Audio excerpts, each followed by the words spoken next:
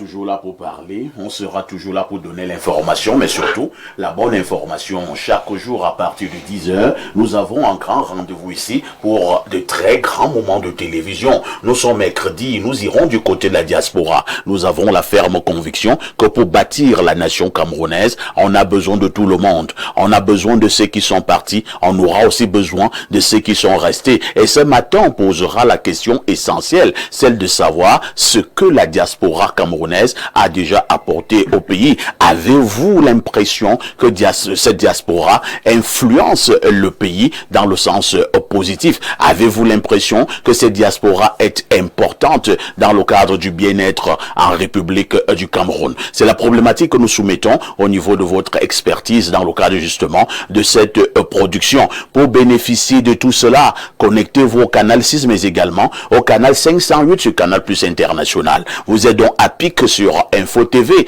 Qu'on le veuille ou pas, c'est votre chaîne de télévision qui monte et qui monte encore. Théophile Vianney-Billa nous amènera au niveau des kiosques pour une honorable balade informationnelle. Votre dénonciation du jour est restée intacte ce matin. Elle sera encore bien épique et surtout bien épicée parce que vous regardez Info TV. Vous êtes des téléspectateurs privilégiés. Appelez-moi Perfecto.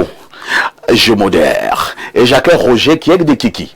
Bonjour Perfecto, c'est toujours un plaisir pour moi d'être ici. Hein, comme vous le dites vous-même, c'est le débat qui monte. Hein, c'est la chaîne qui monte, c'est un réel plaisir, un privilège de venir entretenir l'opinion publique et surtout vos téléspectateurs sur l'ensemble des questions et des sujets qui animent l'actualité au plan national et international. Je suis doublement content de trouver ici tous ces visages, mon frère Alain Douk, hein, l'homme des cieux, hein, Bidima, le beau-frère de mon frère, hein, parce que c'est le beau-frère de mon frère Mbenda. Beau-frère de ton frère, reste dans ton beau-frère. Et donc c'est aussi mon beau-frère. Voilà, et tous les autres qui sont là. Merci d'avoir pensé à m'inviter. Et quel est le regard que vous posez de manière générale sur Info TV depuis quelques années? Alors, je vais vous dire quelque chose de pertinent, hein, et de profond. Info TV a réussi le pari de révolutionner le format de télévision. Parce que le format était figé. Et puis, on avait pensé que c'est ceux qui avaient les plus gros moyens, parce que la télé est un média lourd. Tout à fait. Et vous avez donc eu, parmi les pionniers, ceux qui avaient des gros moyens financiers et qui avaient été les précurseurs de la télévision libre, mais avec très peu de moyens. Je suis bien placé pour le savoir, hein, parce que Info TV, c'est très peu de moyens. Quand mon beau-frère Vin décide de racheter ce qu'on appelait autrefois Bailan TV. Tout à fait. Ils ne savent pas que c'était d'abord Bailan TV. Tout à fait. Avec très peu de moyens. Alors, des moyens empruntés, très peu, il a osé l'audace d'aller titiller ces grands médias implantés, d'apporter une information décloisonnée à la disposition d'un public large qui a soif d'information. Parce qu'en réalité, notre société est caractérisée par l'illettrisme et l'alphabétisme. Alors, ces nouveaux médias que sont la télévision et les médias sociaux participent à l'éducation quotidienne de ces gens-là qui ont qui sont en déphasage avec l'éducation classique telle qu'on l'a connue. On ne peut plus rien cacher. Les gens veulent tout savoir. Et Info TV a eu le mérite, autant que bien d'autres chaînes de télévision, d'être là pour apporter cette information au quotidien. Et venir détrôner Info TV sur ce terrain-là devient difficile. Merci. Difficile, et je voudrais vous féliciter parce que vous avez su, là où vous positionnez, il y a donc de la place pour tout le monde. Info TV a choisi son positionnement et son créneau. Je vous dis bravo. Merci Roger Kiek de Kiki. Il y a de la place pour tout le monde. Ne volez jamais la place des autres. Et il y a de la place pour tout le monde. Lorsque nous avons dit cela, nous accueillons Eyeya Amot Aloïse. Il est un jeune homme politique. Il pense qu'avec le MP3, on peut faire la politique autrement. Bonjour et bienvenue au programme. Bonjour Perfecto, bonjour à tous mes co-panélistes et surtout aux millions de téléspectateurs qui nous regardent de par le monde à travers cette belle chaîne qui nous fait l'honneur de nous inviter aujourd'hui. Permettez-moi également de passer mon bonjour surtout à notre président national, M. Samuel Irami Yodi, qui sera donc du côté de la Sanaga maritime ce 11 avril pour l'installation du nouveau bureau de la branche MP3 de ce côté-là. Merci, merci d'être parmi nous ce matin. Vous êtes communicant du côté du MP3. À votre droite, j'accueille un grand frère à vous. Lui fait la politique depuis plusieurs années. Lui pense qu'avec le RDPC, le Cameroun continuera à être stable. Il s'appelle Lucien Bidima. Il nous a retrouvés dans le cadre de ces échanges. Lucien, bonjour. Bonjour, c'est un honneur et je peux dire que je viens de loin. J'étais très malade. Beaucoup ont pensé que j'étais même déjà parti. Ah bon? Parti dans le coma et ressuscité. Donc, vous êtes sérieux là? Non, ça très sérieux. Vous avez fait un coma? Oui. Incroyable. Il y a 2 semaines. Mais je suis revenu intact parce que en fait, certains d'entre nous rêvent de servir, de continuer à servir ces pays. Partout où cela se trouve. Vous avez été victime d'une attaque? Oui. Une attaque mystique? Les autres non, parce que on peut parler en riant. Lucien Bidima, vous qui passez sur les plateaux de télévision, vous prenez un certain nombre d'oppositions par moment qui ne confortent pas certains et qui peuvent également employer d'autres moyens pour vous mettre hors d'état de nuit. Et surtout mon indépendance, ma manière de dire la vérité. Et vous ne pouvez même pas vous imaginer. Et à un moment donné, c'est beaucoup de coups parce que je suis loyal. D'abord loyal au président Paul Biya, loyal à la politique qu'il impulse. Mais cependant, je ne suis pas un homme compromis. Donc je suis totalement libre. Et vous savez, je suis président des élites de chez moi. Quand quelque chose ne va pas, quel que soit votre statut, moi je dis la vérité. Tout à fait. Alors cela peut avoir peut-être... et puis je travaille beaucoup. On aura le temps d'en discuter tout à l'heure, non seulement dans mon organisme, mais également à ce que je suis en train de mettre sur place. Et peut-être toute cette fatigue-là m'a mené, toute cette réflexion, parce que réfléchir énormément pour mon pays. D'ailleurs, j'écris déjà, je fais déjà un certain nombre de propositions pour le bien-être des Camerounais. Permettez-moi quand même de saluer une... Mais pour terminer, avant de saluer, je dirais quand même que pour nous qui travaillons beaucoup, on a besoin de beaucoup d'entretien. On a besoin beaucoup d'entretien, de beaucoup de soutien. Nous le disons étant très sérieux. Je vois dans certains pays, ils ont même des coachs. Ils ont des médecins personnels.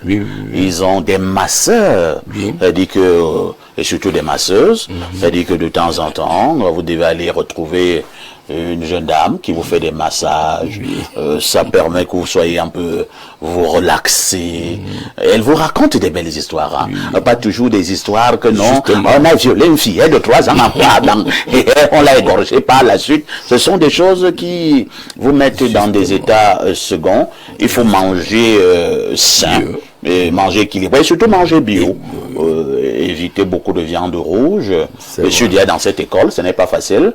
Non, mais je vois, vous avez totalement changé, vous êtes devenu plus beau. Et je crois que ce matin, j'en discutais avec un certain nombre de personnes pour dire qu'il faut véritablement que j'entre là-dessus. Sur ce point, il y a beaucoup de gens qui me soutiennent. Maintenant, c'est dire également que le traditionnel existe. De temps en temps, aller causer avec des vieux au village qui peuvent vous donner quelques décoctions de blindage et tout. Je le dis à la télévision.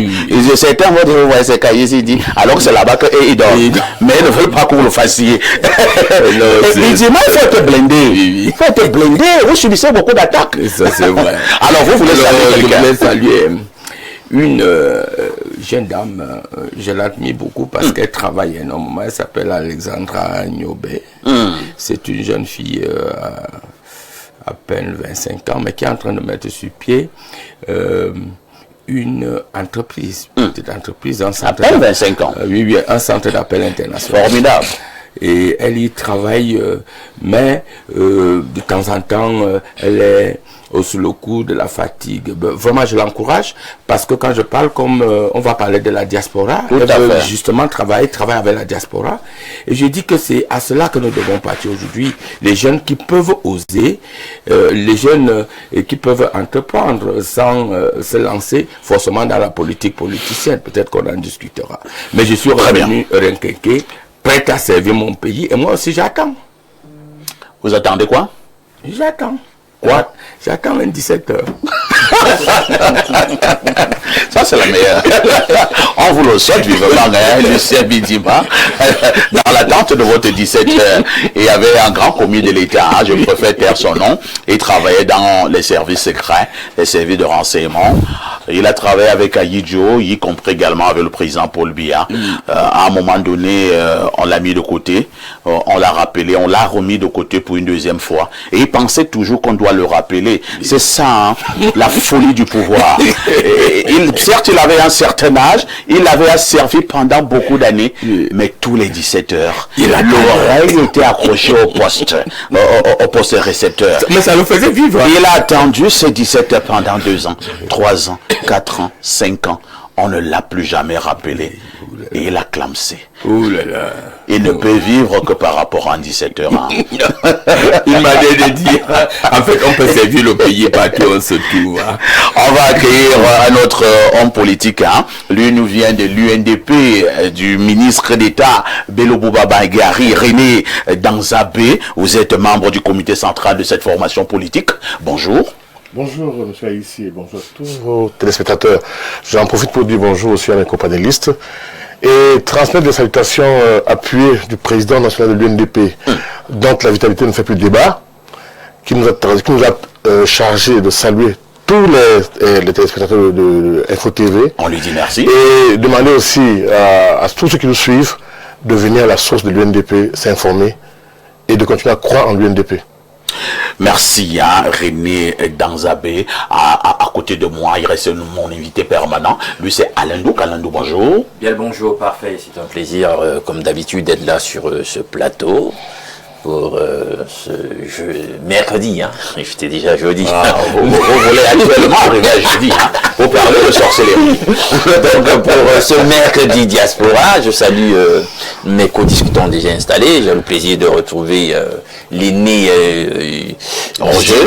Bidima. Non, Bidima. On réalise là qu'il est passé par quelque chose de fort. Il a toujours sa joie habituelle, voilà, son embonpoint et tout. Il avait les pieds dans la tombe. Lui-même imagine cette affaire. Lui-même le dit. On nous dit que Bidima est parti. Lucien n'ira pas maintenant. Hein? On souhaite à Lucien de ne pas aller plusieurs années. On salue nos millions de téléspectateurs à travers le monde. Vous voyez, c'est ici qu'il faut être. C'est ici, sur Info TV, à Espace Mini. Ambiance bon enfant pour cette édition de cette émission devenue culte. Nous allons certainement passer un très grand moment de télé. 10h, 11h52. Qui dit mieux?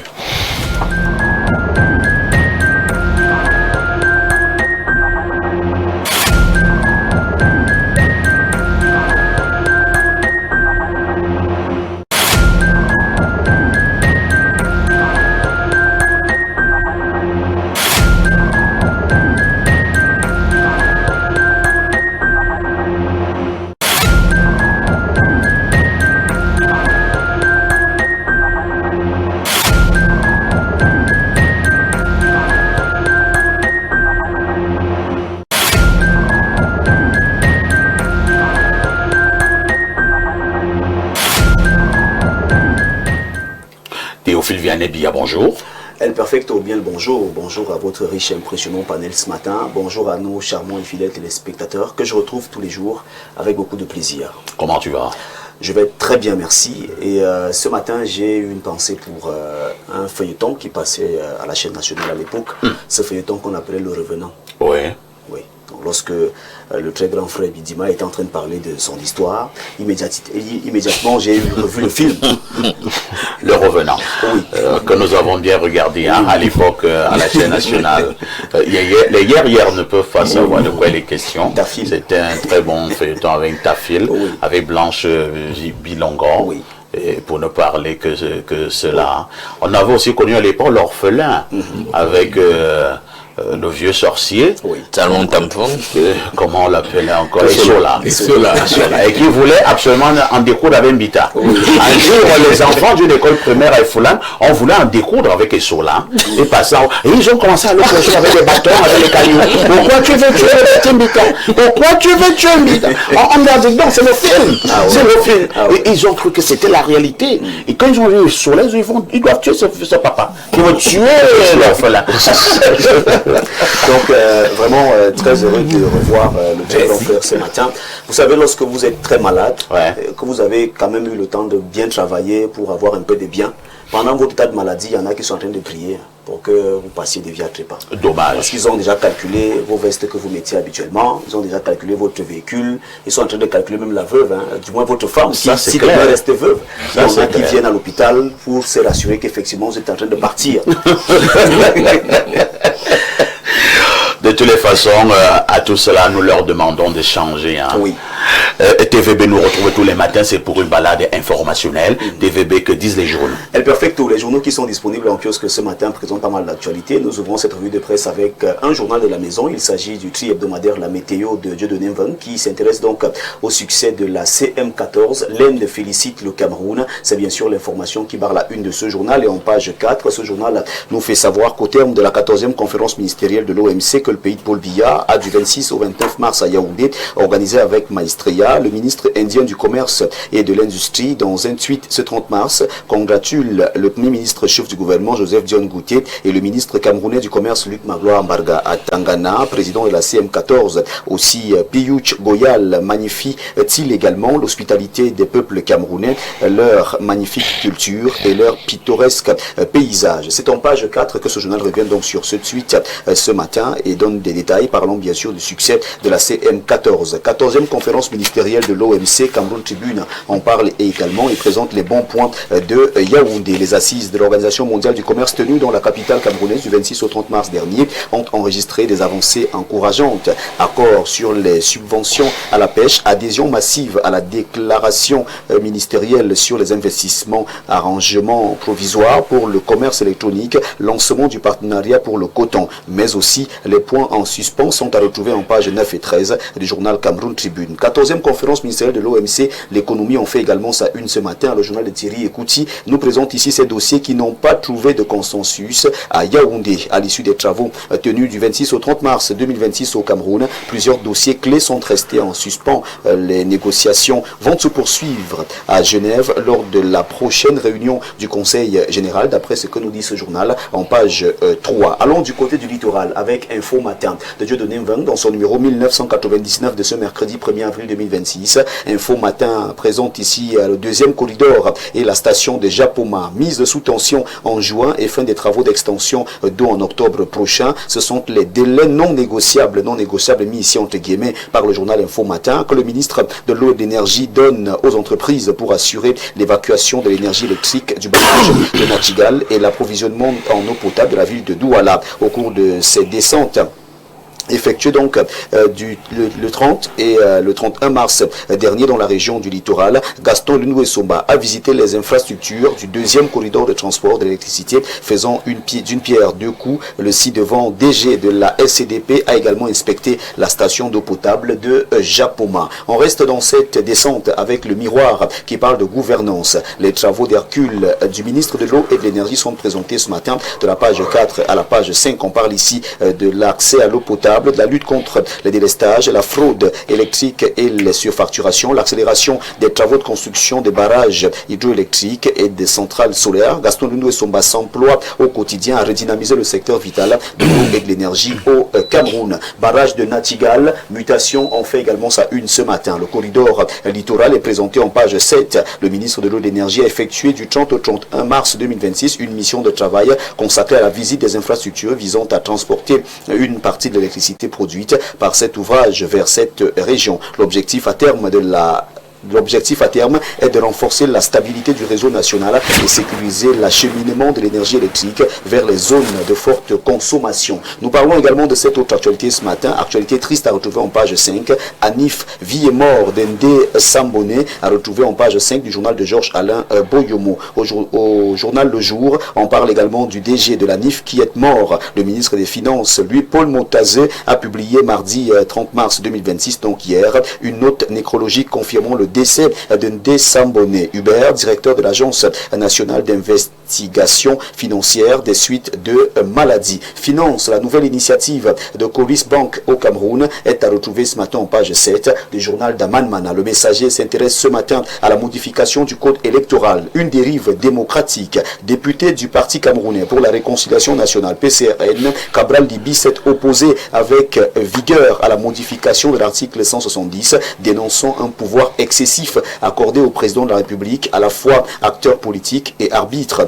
du calendrier électoral. Visite apostolique, Cameroun, terre des papes. D'après ce que nous dit le Messager ce matin, en page 8, climat social, parle également de la visite apostolique du pape Léon XIV au Cameroun. Sans remaniement urgent, le Cameroun risque une crise après le départ du souverain pontife. Le journal Emmanuel Moumouatik nous fait savoir que le peuple camerounais demande au président Paul Biya d'engager un remaniement ministériel profond, urgent, afin d'écarter tous les démons avec lesquels il dirige actuellement le Cameroun. Cette information est à retrouver en page 2 du journal Climat Social.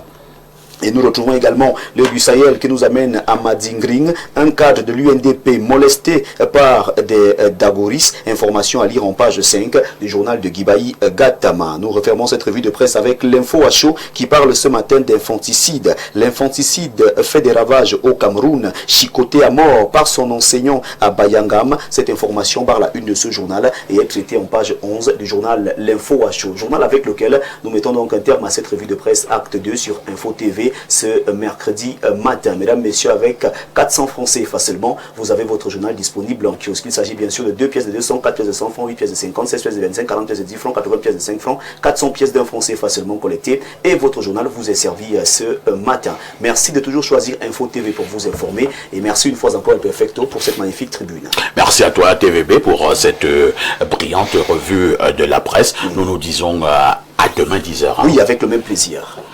Ce qui est vrai, TVB, ce n'est pas un poisson d'avril, c'est que le pape viendra au Cameroun du 15 au 18 avril. Jusqu'ici, ce n'est pas un poisson d'avril. Ce n'est pas un poisson d'avril, parce que nous sommes le 1er avril. Et il faut dire ici que nous avons déjà des banderoles qui annoncent l'arrivée du pape, que nous voyons déjà ça et là, des grandes pancartes publicitaires également qui annoncent l'arrivée du pape. Mais tout ceci peut nous confirmer que le pape sera donc au Cameroun. Mais j'ai un souci avec le poisson d'avril. Ça peut être un grand débat TVB. Oui. Si la blague est permise, les 1er avril, mais est-ce qu'il n'y a pas des blagues de mauvais goût?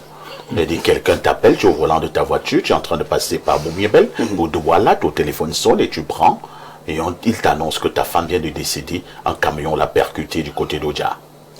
Il y a effectivement des blagues de mauvais goût. C'est pour ça que jusqu'ici, j'attends la fin de l'émission. Et lorsque vous voulez dégringoler, oui, et vous dites poisson d'avril.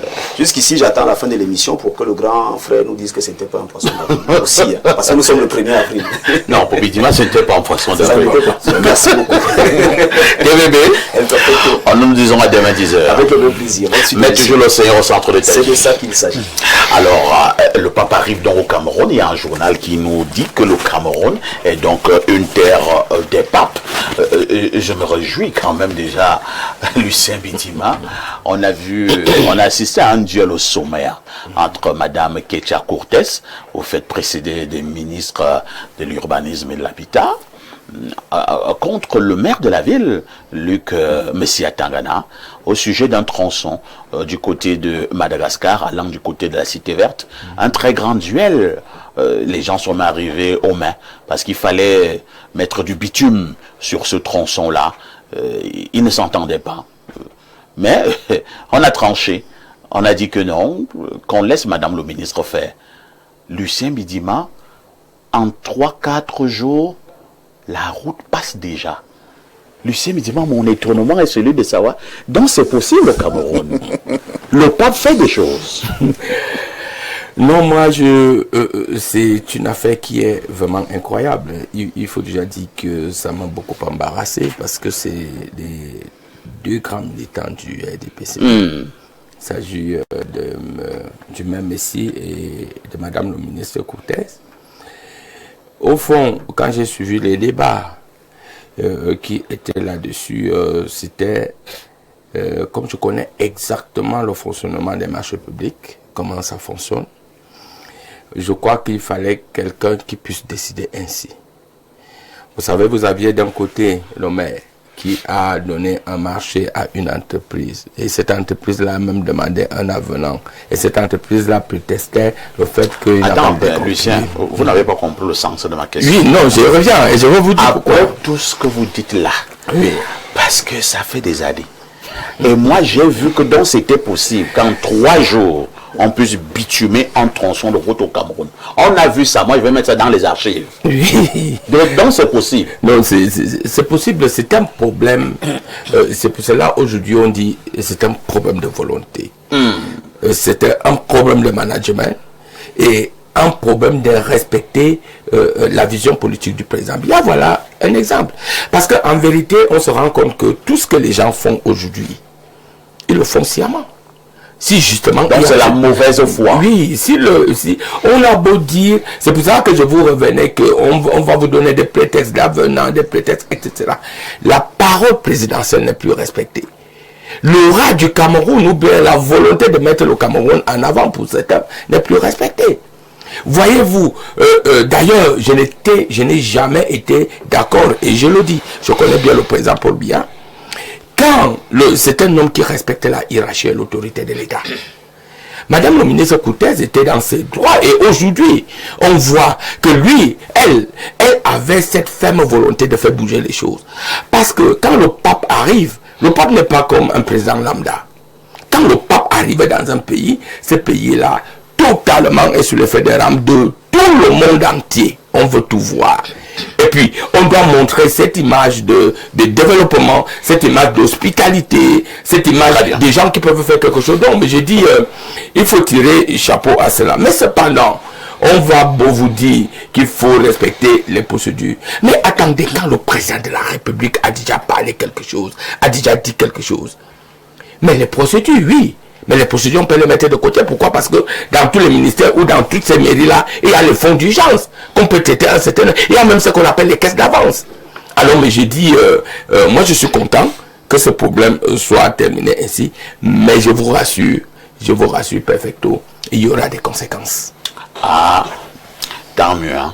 Il faudra que de temps en temps que les gens puissent payer. Roger Kiek de Kiki, le Cameroun est donc devenu une terre des papes.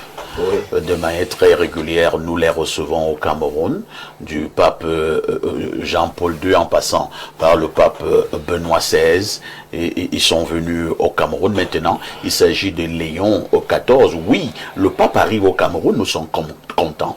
Mais que gagne le Cameroun avec ces multiples arrivées des papes?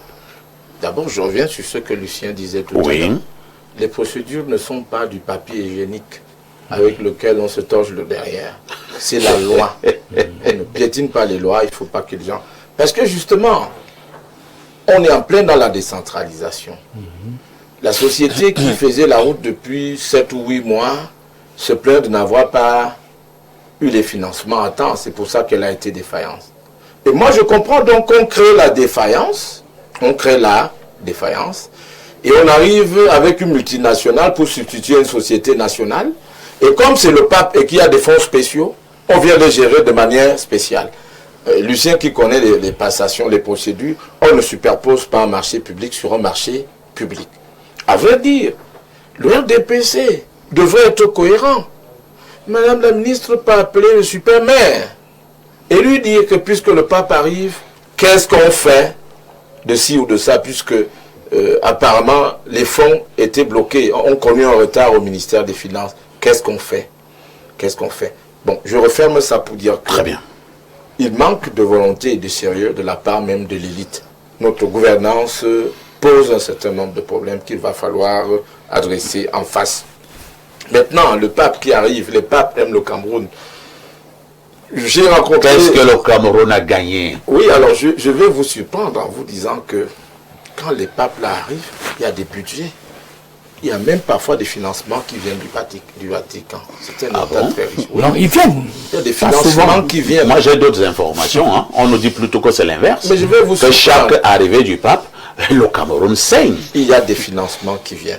Même quand on a organisé le sommet sur l'OMC l'autre jour, Ces financements-là les viennent... financements sont censés vous laisser des routes, des infrastructures, hein, l'OMC, des hôtels. Donc c'est l'argent du Vatican qui a bitumé la route de Madagascar. En fait, le Vatican envoie des financements. Si vous ne le savez pas, c'est vrai. On envoie des financements. Parce que vous savez, l'Église catholique romaine a deux grands poumons aujourd'hui. Le premier poumon, c'est l'Amérique latine, le deuxième, c'est l'Afrique. C'est-à-dire que les bastions où on prie vraiment, et où vous trouvez des chrétiens de plus en plus jeunes. En Europe et en Amérique centrale, le catholicisme est en décadence. Ces gens-là ne croient plus, ils ne participent pas. Et dans ces deux poumons que je viens de vous présenter, l'Église génère des sous. Vous, là, vous payez la dîme chaque jour, vous contribuez, vous faites, etc. En retour, quand un pape arrive, il sécrète aussi un certain bien-être chez les populations où il va. Ça, il faut qu'on s'entende là-dessus. Monsieur Toye Bakot, que j'ai rencontré, j'ai revu avec beaucoup de plaisir vendredi dernier, ça faisait longtemps, m'a dit On dit qu'il a été poussé à la démission. Hein. Oui, on ne va pas revenir là-dessus. Ah oui, ce sont des choses pas trop bien. Rien. Bon, il est là. Il m'a dit... On dit qu'il était un très grand commerçant. Hein. Le Cameroun, c'est 30% de la force de l'Église catholique en Afrique. Le Cameroun. 30%. Et je vais même loin, et j'en ai également discuté avec lui. Moi, je lisais souvent les constitutions, enfin, la première constitution du Cameroun. Les pères fondateurs avaient placé le Cameroun sous la protection de l'Église, et donc de la Vierge Marie Immaculée. Oui. La Vierge Marie et les choses qui se passent au Cameroun. Non.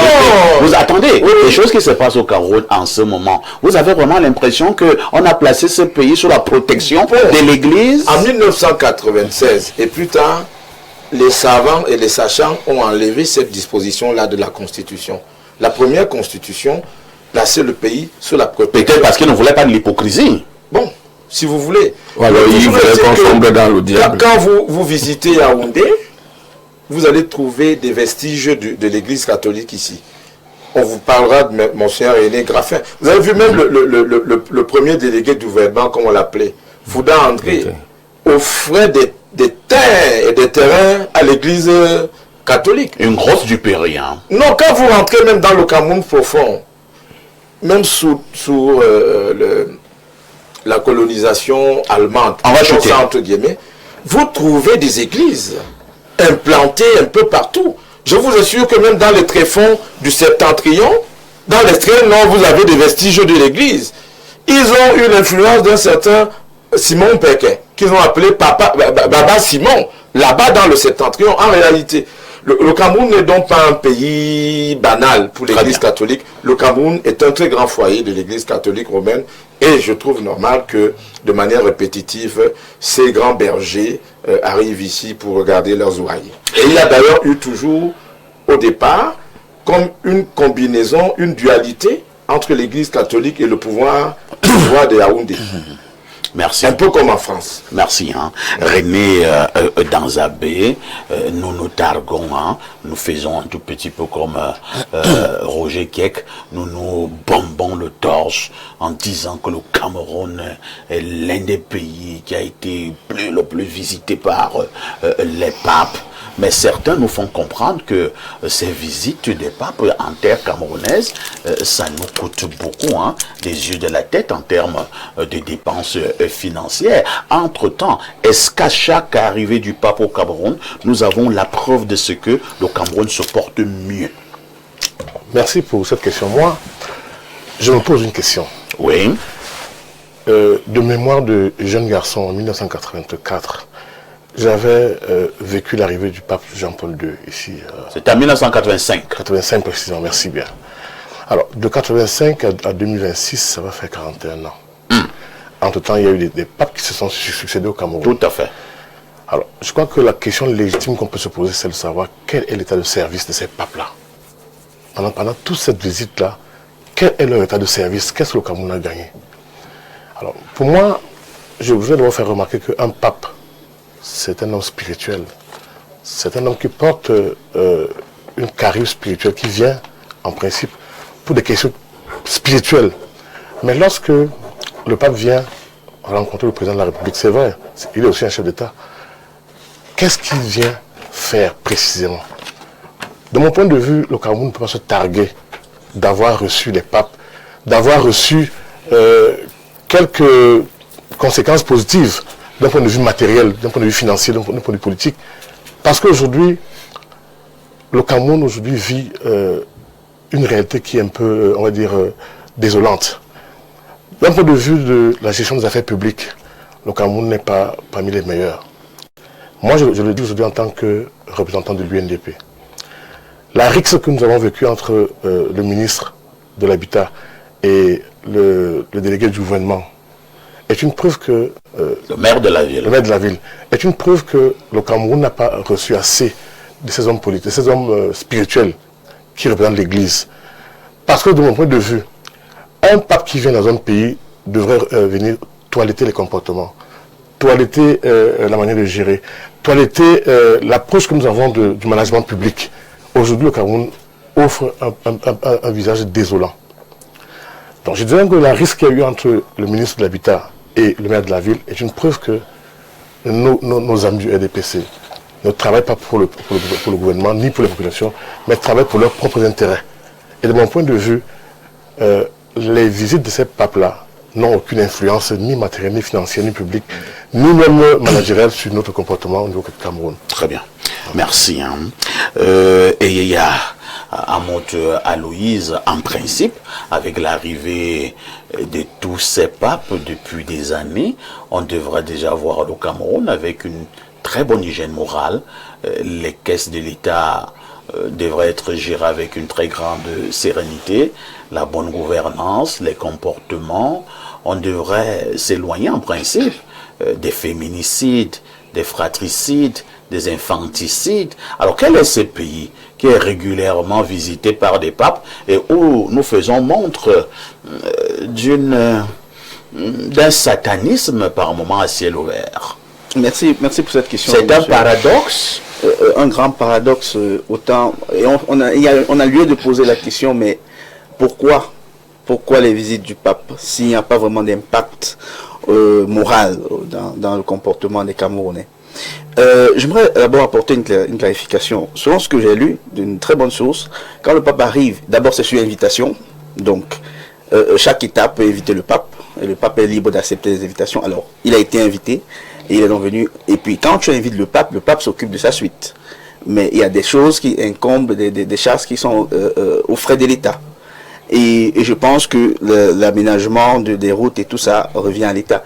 Et je pourrais même dire, si le pape pouvait donc, s'il pouvait plus nous aider en décidant de visiter toutes les villes du Cameroun, tous les quartiers du Cameroun, peut-être là, on devrait avoir des retombées vraiment très très tangibles.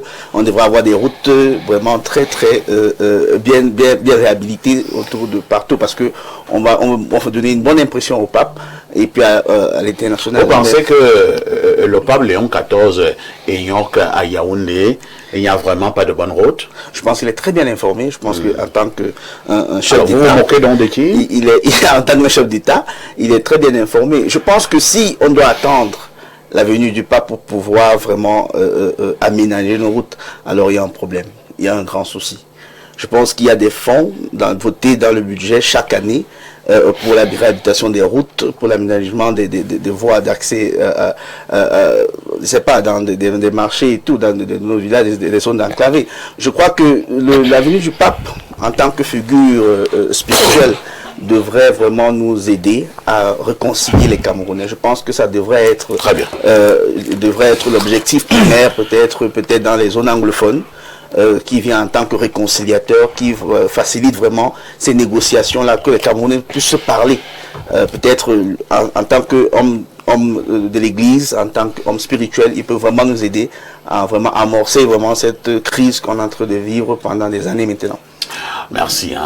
Alain Douc, à chaque fois que le pape est venu, on a souvent eu l'impression que c'est presque le même programme, le même protocole. Il sera naturellement reçu par le chef de l'État, son Excellence Paul Biya, et son illustre épouse. Il va dire des messes. Il va certainement aussi recevoir les grands dignitaires de l'Église catholique romaine au Cameroun. Entre-temps, pourquoi le pape ne doit pas aussi recevoir les gens d'en face, c'est-à-dire ceux qui ne partagent peut-être pas les mêmes idéaux au Cameroun? On a l'impression que le pape n'aura qu'un seul son de cloche. Parfait. Qui l'a invité? Est-ce que ce sont les gens d'en face? Mais le pape est le pape de tout le monde. Bien, je vais d'abord réagir. Je vais faire deux choses. Je vais répondre pour sortir à ta question, mais je vais faire des précisions. Le pape, c'est la première autorité politique et religieuse de la terre. Il faut d'abord que les gens le comprennent. Donc, 4 visites. Vous avez reçu la première personnalité de la terre 4 fois. D'accord, ça c'est un énorme privilège. Maintenant, en tant qu'autorité religieuse et spirituelle, comme certains veulent bien l'appeler, je vous ai toujours dit que dans la spiritualité, c'est le manichéisme. Soit on est du côté obscur, soit on est du côté de la lumière. Il n'y a pas de zone de nuance. C'est pas possible. Maintenant, je laisse à chacun de juger de quel côté le pape se trouve. Bien, ce que je sais, moi, parce que j'ai étudié le sujet, et je n'arrête pas d'étudier le sujet, c'est que vous vous trompez, en réalité, au sujet d'un certain nombre d'entités religieuses. Je tiens quand même à dire que la papauté, en tant qu'institution, a quand même formalisé, au travers d'une bulle, l'esclavage des Noirs. Il y a une bulle papale émise par Nicolas V, qui a légitimé l'esclavage des Noirs. Mais c'est les mêmes Noirs qui aujourd'hui vouent une adoration carrément divine à la même personnalité et à la même institution, puisque qui dit le pape dit la papauté. Les Blancs eux-mêmes ne sont plus tellement dans votre foi là. Le problème, les églises sont vides en Europe. Tu sais, maintenant, parfait. Un autre truc au sujet de la papauté. Je veux vous parler, on n'a pas le temps. Le rapport de la papauté à l'argent. Est-ce que vous savez que la papauté a institué, très loin dans l'histoire, ce qu'on appelle le trafic d'indulgence? On a une doctrine qui disait que dès que vous êtes mort, vous êtes au purgatoire, il faut donner beaucoup d'argent à la papauté, au Vatican et tout. Et comme ça, quand vous aurez donné assez d'argent, je dis ça pour que tout le monde comprenne, même celui qui n'est pas un intellectuel. Quand on aura donné beaucoup d'argent, des contributions pécuniaires à la papauté, à l'église, à leur église, alors il y a un transfert donc qui se fait de votre pénitence là-bas au purgatoire pour Dieu. Pour la félicité divine. Donc du coup, Dieu est devenu une espèce de marchand. On pouvait vivre n'importe quel type de... On dit ça où? Il faut lire l'histoire, ce qu'on appelle l'histoire de l'institution en question, l'histoire de l'église, comme on veut bien l'appeler, et tu tapes trafic d'indulgence, tu vas voir toute la doctrine, c'est documenté, je raconte pas des fables. Donc pour vous dire que l'institution en question est foncièrement liée à l'argent. Parfait, de l'autre côté, chez nos voisins équato-guinéens, on a voulu imposer, je ne sais pas si ça va passer, un prélèvement de 50 000 francs à minima chez tous les fonctionnaires pour recevoir l'autorité politico-religieuse en question. Ça fait des remous de l'autre côté, je ne sais pas si ça va le faire, mais les équato-guinéens ne sont pas contents. Donc pour dire, j'illustre ici le rapport de la personnalité et de l'institution en question à l'argent. Donc les gens qui disent, pour ce que moi je sais, que vraiment quand ils viennent, ils nous apportent de l'argent, je suis mort de rire. Je suis mort de rire. Non, on va nous essorer. Parce que avec le prestige qui est inhérent à sa personne, à l'institution qu'il incarne, c'est pas n'importe qui, les amis, et c'est de l'argent. Et on sait même déjà, il y a des chiffres qui circulent sur ce que ça va nous coûter. Et c'est pas ceux qui l'invitent qui payent. Nous savons bien que c'est le contribuable camerounais. Bien, le pape, je sors par là, j'ai dit, il n'y a pas le temps pour parler de ces choses. Le pape, mais écoutez, le pape, c'est le pape des puissants. Il faut que vous le sachiez. Hein. Le Vatican, je vous le dis, c'est l'État le plus riche du monde. Et les trésoriers du Vatican, c'est une lignée des riches à devenir fous. Non, vous avez entendu parler des Rothschild. Les Rothschild sont la lignée des Rothschild sont les trésoriers du Vatican. Donc il y a un lien intrinsèque, inexorable entre le Vatican et les puissances de l'argent. Merci. Hein. Et c'est Alain Dou qui le dit. J'avoue que ce n'est pas un sujet. Oui, mais permettez quand même une minute. Vous avez exactement 1 minute et Roger aura aussi 1 minute. Allons-y, Lucien. Je dis 1 minute parce que d'abord je suis catholique, chrétien, très croyant. Tout à fait. Et j'ai bénéficié de mon éducation parce que j'ai fréquenté... Vous avez été heurté? Oui, j'ai été heurté. Oui. J'ai fréquenté l'école catholique, donc au Lavolon. Et je vous dis, du jardin d'enfants au moins 2e année, les 5 premiers avaient tous les documents.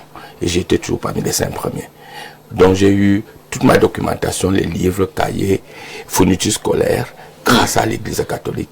Et cette éducation morale que j'ai aujourd'hui, ce détachement, cet amour vis-à-vis de l'autre, ça part de l'Église catholique.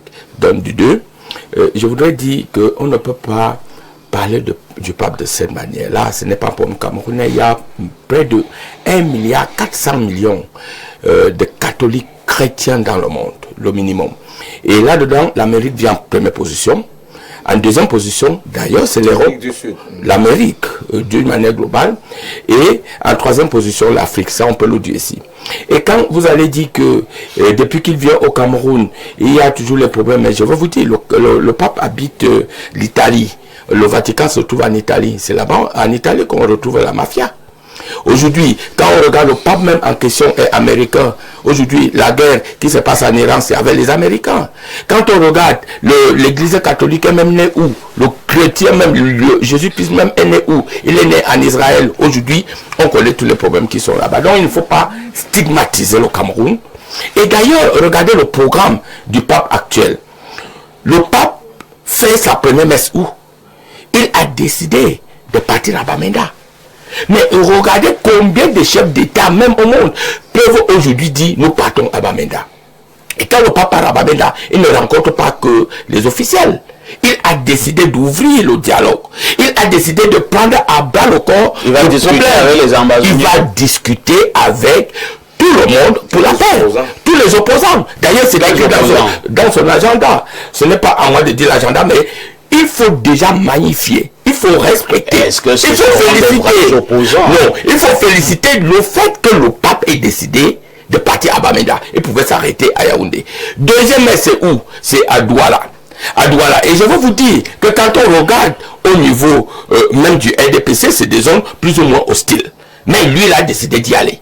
Il a décidé avant de revenir à Yaoundé. Donc le pape est là pour nous apporter cette foi, cet espoir.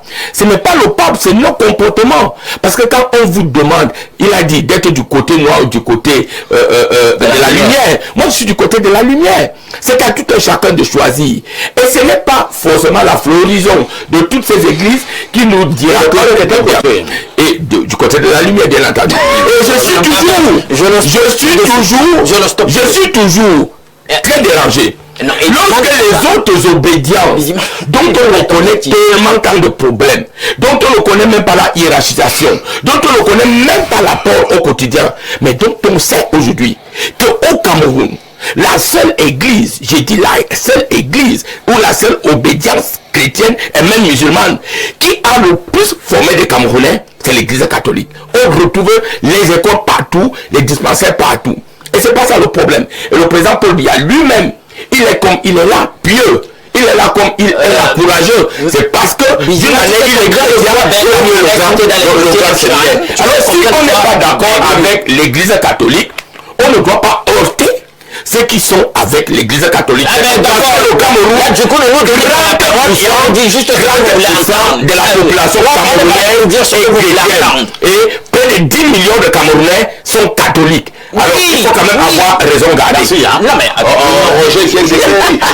j'insiste là, ce n'était pas un extrait à l'heure du jour, mais vous êtes très attiré par ce sujet. On va essayer d'être vraiment en une minute. Très sérieux et concret. Vous savez, la basilique Novo-Lié avait été prévue pour être quelque chose de gigantesque. La basilique Mineure Marie-Reine de Cameroun. Mais des individus ont détourné l'argent de ce projet. Le site, c'était même pas ici. Il faut que vous le sachiez. La plupart des dirigeants camerounais sont éduqués et formés à l'église. Paul Biya a failli être prêtre. Je ne vous parle pas de Martin Béinga Eboutou, Georges Ngango, Augustin Frédéric. Tous ont été formés dans les séminaires. Quand vous parlez de l'empreinte de l'Église catholique, attention, les établissements scolaires. Moi, j'ai scolarisé mes enfants, j'aime bien les scolariser au collège Saint-Benoît. Il y en a les vieux aussi, ils sont.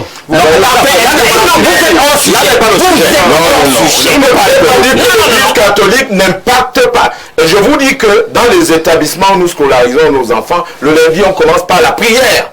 On a aussi des individus ouverts aux sectes et aux religieux ont décidé d'introduire l'immoralité dans ce pays. Vous ne pouvez pas l'imputer. Moi, je suis protestant. Je ne suis pas catholique, mais je peux vous dire de ne pas égratigner. C'est pareil, si on veut parler de l'islam, ils n'accepteront pas. Parce que les pratiques des hommes ne sont pas du fait de Dieu. Dieu est libre, il est démocrate, il laisse la liberté du choix aux pratiquants. Pour continuer. Parfait, je pense que le problème... Non, je vous en prie, moi je vous ai écouté parler. J'ai demandé la parole. Oui, je suis en train de vous dire que, en réalité, les dirigeants, les plus hauts dirigeants de ce pays sont formés à l'église catholique. Vous l'avez déjà dit. Vous voyez le nombre d'hôpitaux, même à Bamenda. Mais là n'était pas ma question. Hein. Ma question, ma foi, importante, était celle de savoir quel est l'impact de ces nombreuses arrivées. Alors je termine en vous disant que le Camerounais a gagné. C'est ça ma question. Alors, qu'est-ce que le Cameroun peut gagner? Le Cameroun n'est pas n'importe quel pays dans le golfe de Guinée. Je vous rappelle que le mur de Berlin est tombé par l'action de l'Église catholique. Est-ce que le Cameroun a gagné le mur de Berlin? Je vous rappelle que le scandale Einstein, l'immoralité, non, il veut juste Occident, c'est les services de renseignement du Vatican qui ont déclenché. Mais je suis en train de vous dire, nous parlons du Cameroun, l'avenir du monde. L'avenir du monde va se jouer dans le golfe Persique. Et je suis en train de vous dire que les services de renseignement du Vatican sont les plus puissants au monde. C'est pas de ça qu'on parle. Quel est l'enjeu de la venue de ce monsieur ici dans le golfe? Il ne vient pas de l'État le plus puissant. L'État le plus puissant. Il est le plus riche. Il ira en Guinée. Il vient au Cameroun. En Algérie. Les musulmans. Attention, ne savez pas notre positionnement de l'Église catholique, notamment du Vatican, dans les grands enjeux géopolitiques. Un État, d'accord, dirigé par un catholique. On devrait voir ça. C'est-à-dire que la morale catholique dans la façon de gouverner. Attends, tu blagues là? Si on prend les indicateurs, tu vas répondre? Est-ce Vatican, il y a beaucoup de quand on décide de pas pour un peuple exsangue, totalement chaotisé, une économie marasmique. Non, laisse. Parfait. Il y a un truc que je vais dire. Il y a un truc que je vais dire. Musulman, il est catholique. Je dis même, je n'ai encore rien dit de ce que je connais de cette institution. Vous êtes RTC, je commence à vous dire. Non, ne dis pas. Ce que je sais, je ne sais pas où vous allez vous retrouver. Non, est un pays laïque. Non, je ne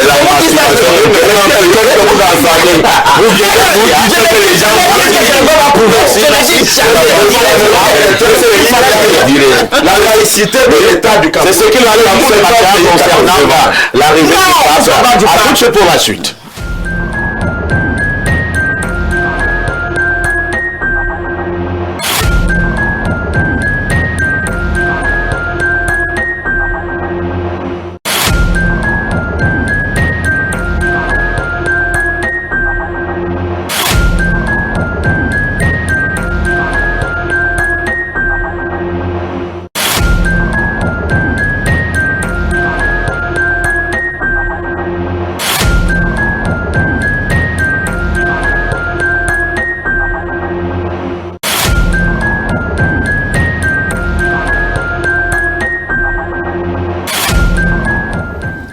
Nous allons un tout petit peu laisser de côté la visite du pape pour reprendre la dénonciation de ce matin. Et je repasse la parole à Alain Doc.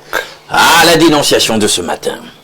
Une affaire quelque peu farfelue. Peut-être d'aucuns seront tentés de la qualifier ainsi. C'est un sexagénaire qui finit par passer de vie à trépas. Il laisse des dernières volontés. Il avait épousé une trentenaire. Lui-même, il a un fils qui est sensiblement du même âge. Et dans ses dernières volontés, il dit qu'une fois mort, il faut que sa femme, trentenaire, épouse son fils. Et il est très sérieux. Et la jeune dame, elle vend debout contre cet état de choses. La jeune dame n'est pas d'accord. Non, elle n'est pas d'accord. Le fils, lui, il est partant. Il laisse ses dernières volontés. Même la mère du fils en question est au fait sur le sujet. Et ça a créé un conflit. C'est ça qui est dénoncé. Est-ce qu'on doit contraindre une femme par une telle volonté à épouser le fils de son défunt époux? Merci. René Danzabé, c'est un peu compliqué, hein? Ça remet sur la table des débats l'affaire des dernières volontés. Un papa, donc, il y avait 2 femmes, le monsieur avait 2 femmes. Bon, l'autre n'était plus en mariage. Voilà. Maintenant, sa femme qu'il laisse, qui a dans la trentaine, son fils également dans la trentaine, et il dit que, comme lui il est en train de mourir, s'il meurt, que son fils épouse sa femme. Et le fils, lui, il est d'accord, puisqu'il est à mort. Mais c'est la femme qui refuse. Votre réaction? Ma réaction est très simple. Là. Alors, la réaction du jeune garçon, est-ce que ce monsieur cherche à faire la volonté de son père, ou alors est-ce qu'il cherche à assouvir ses besoins qui sont sous la ceinture?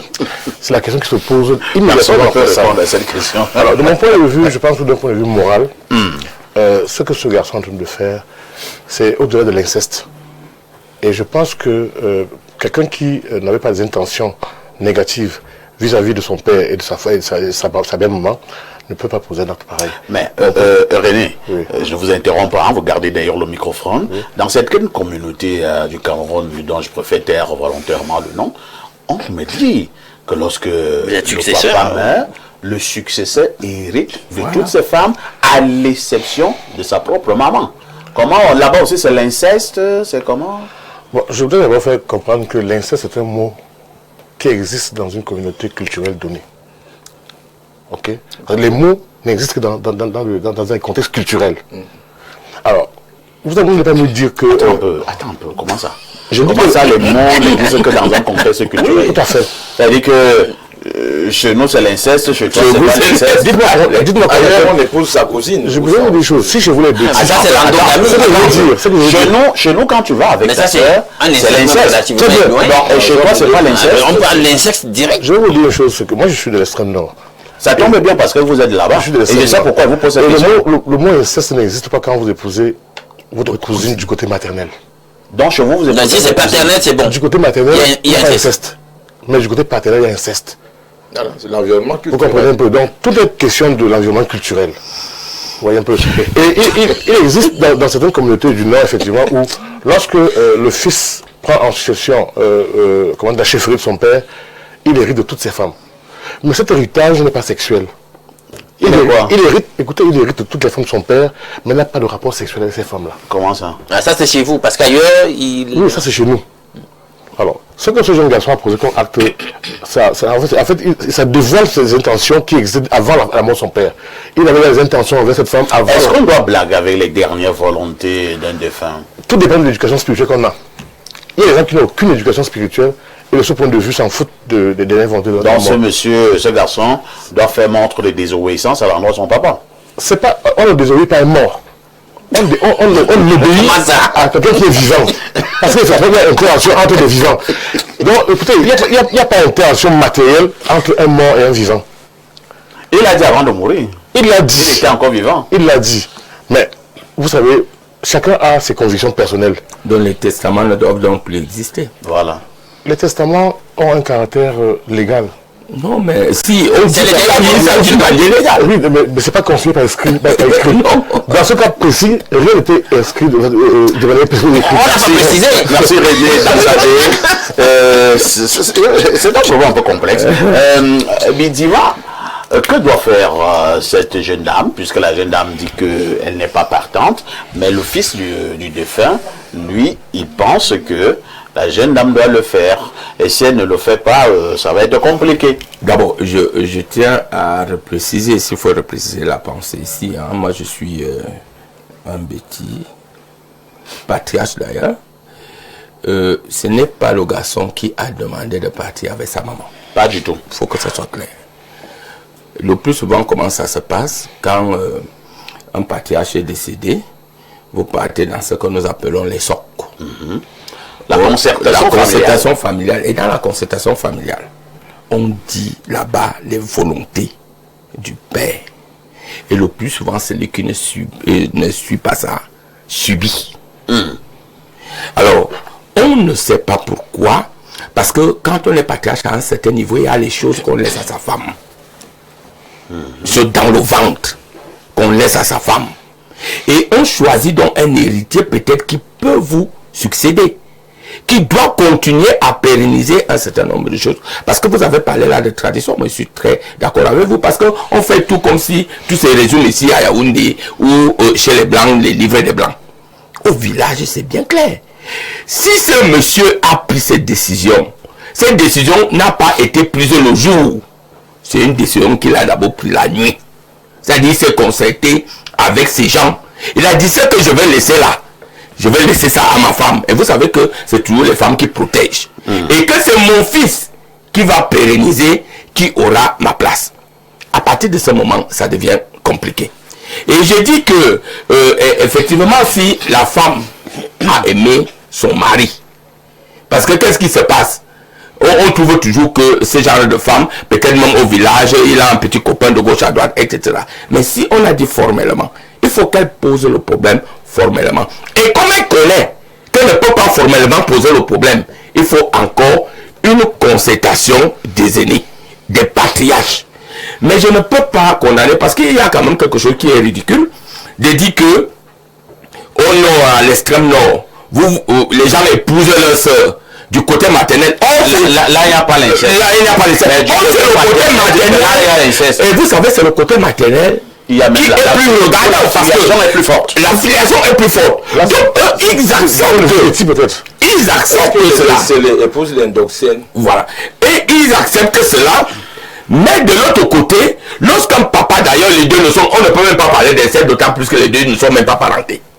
Parce que d'une manière ou d'une autre, cette femme-là peut même partir, et plus tard, ce garçon-là décide de rencontrer cette femme, et décide d'être avec cette femme. Ils ne sont pas parentés. Donc, il faut même d'abord évacuer le mot inceste.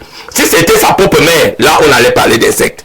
Mais là, c'est quelque chose qui est naturel. Alors, mais je chute en disant que le problème de volonté, il ne faut pas s'amuser avec. Moi, les miennes, comme on dit qu'il n'y a pas de lien entre la mort, les morts et les vivants, mais on a quand même vu le cercueil de Consti et qui a refusé d'entrer dans une tombe. Un cercueil de couleur bleue. Un cercueil de couleur. Moi, Bidima. Mais c'est quoi d'abord cette affaire de cercueil de couleur bleue? Voilà, bon, peut-être on va y... Moi, monsieur Bidima, moi je suis né dans la brousse. C'est-à-dire on a pris l'herbe, on a coupé mon cordon avec. Et les patriarches m'ont pris, m'ont amené en Bourgogne. Avant, quand je suis tombé dans le coma, 5 minutes avant, j'ai eu la chance de parler. D'appeler le directeur adjoint de l'hôpital de la Caisse, vous pouvez l'appeler. J'ai dit, voilà comment ça va se passer. Si je meurs tout à l'heure là, l'argent pour faire mes obsèques se trouve à tel niveau. Mes comptes bancaires appartiennent à tel. Mon successeur, c'est tel. Et ne vous amusez pas avec ça. Et 5 minutes après ça, j'ai plié, j'ai fermé ma bouche. Les patriarches ne vont pas n'importe comment. Donc si je mourais là, j'aurais tout fait. Et si par derrière, vous commencez à dire, si j'ai dit quelque chose à Perfecto, qui est mon petit frère, que le jour de ma mort va dire comme ça. Et vous venez en mettre ça en cause pour dire que ça ne marche pas, parce qu'il n'y a pas de lien entre les morts et les vivants, vous allez subir. Merci. Il faut respecter, au-delà de la religion, comme nous disions, nous devons respecter nos traditions. Parce que nous sommes nés quelque part, nous avons vécu quelque part. Tout à l'heure là, quand je quitte ici, je vais m'arrêter sur la tombe de mon fils. En Voulier, mon premier fils que j'ai fait et que j'ai perdu dans des conditions, j'étais encore trop jeune. Mais à chaque fois que je m'arrête là-bas, quand je demande quelque chose, ça se réalise. Et je sais ce que je vais demander. Et après, j'irai au village, causer avec mes parents. Donc, ceux qui s'amusent avec nous, on ne s'amuse pas avec. Merci, c'est compris. Roger Kieke de Kiki, entre tradition et modernisme, entre modernisme et dernière volonté d'un défunt, et maintenant la liberté d'une épouse ou d'une femme, il faut dire que cette dénonciation englobe un certain nombre de paramètres. Hein. Vous vous situez à quel niveau? Je vais vous apprendre que j'ai été un peu éduqué à la culture africaine aussi. Hein. Mon frère Danzabé disait tout à l'heure qu'il faut situer le contexte culturel, sociologique et anthropologique. Oui. C'est très important.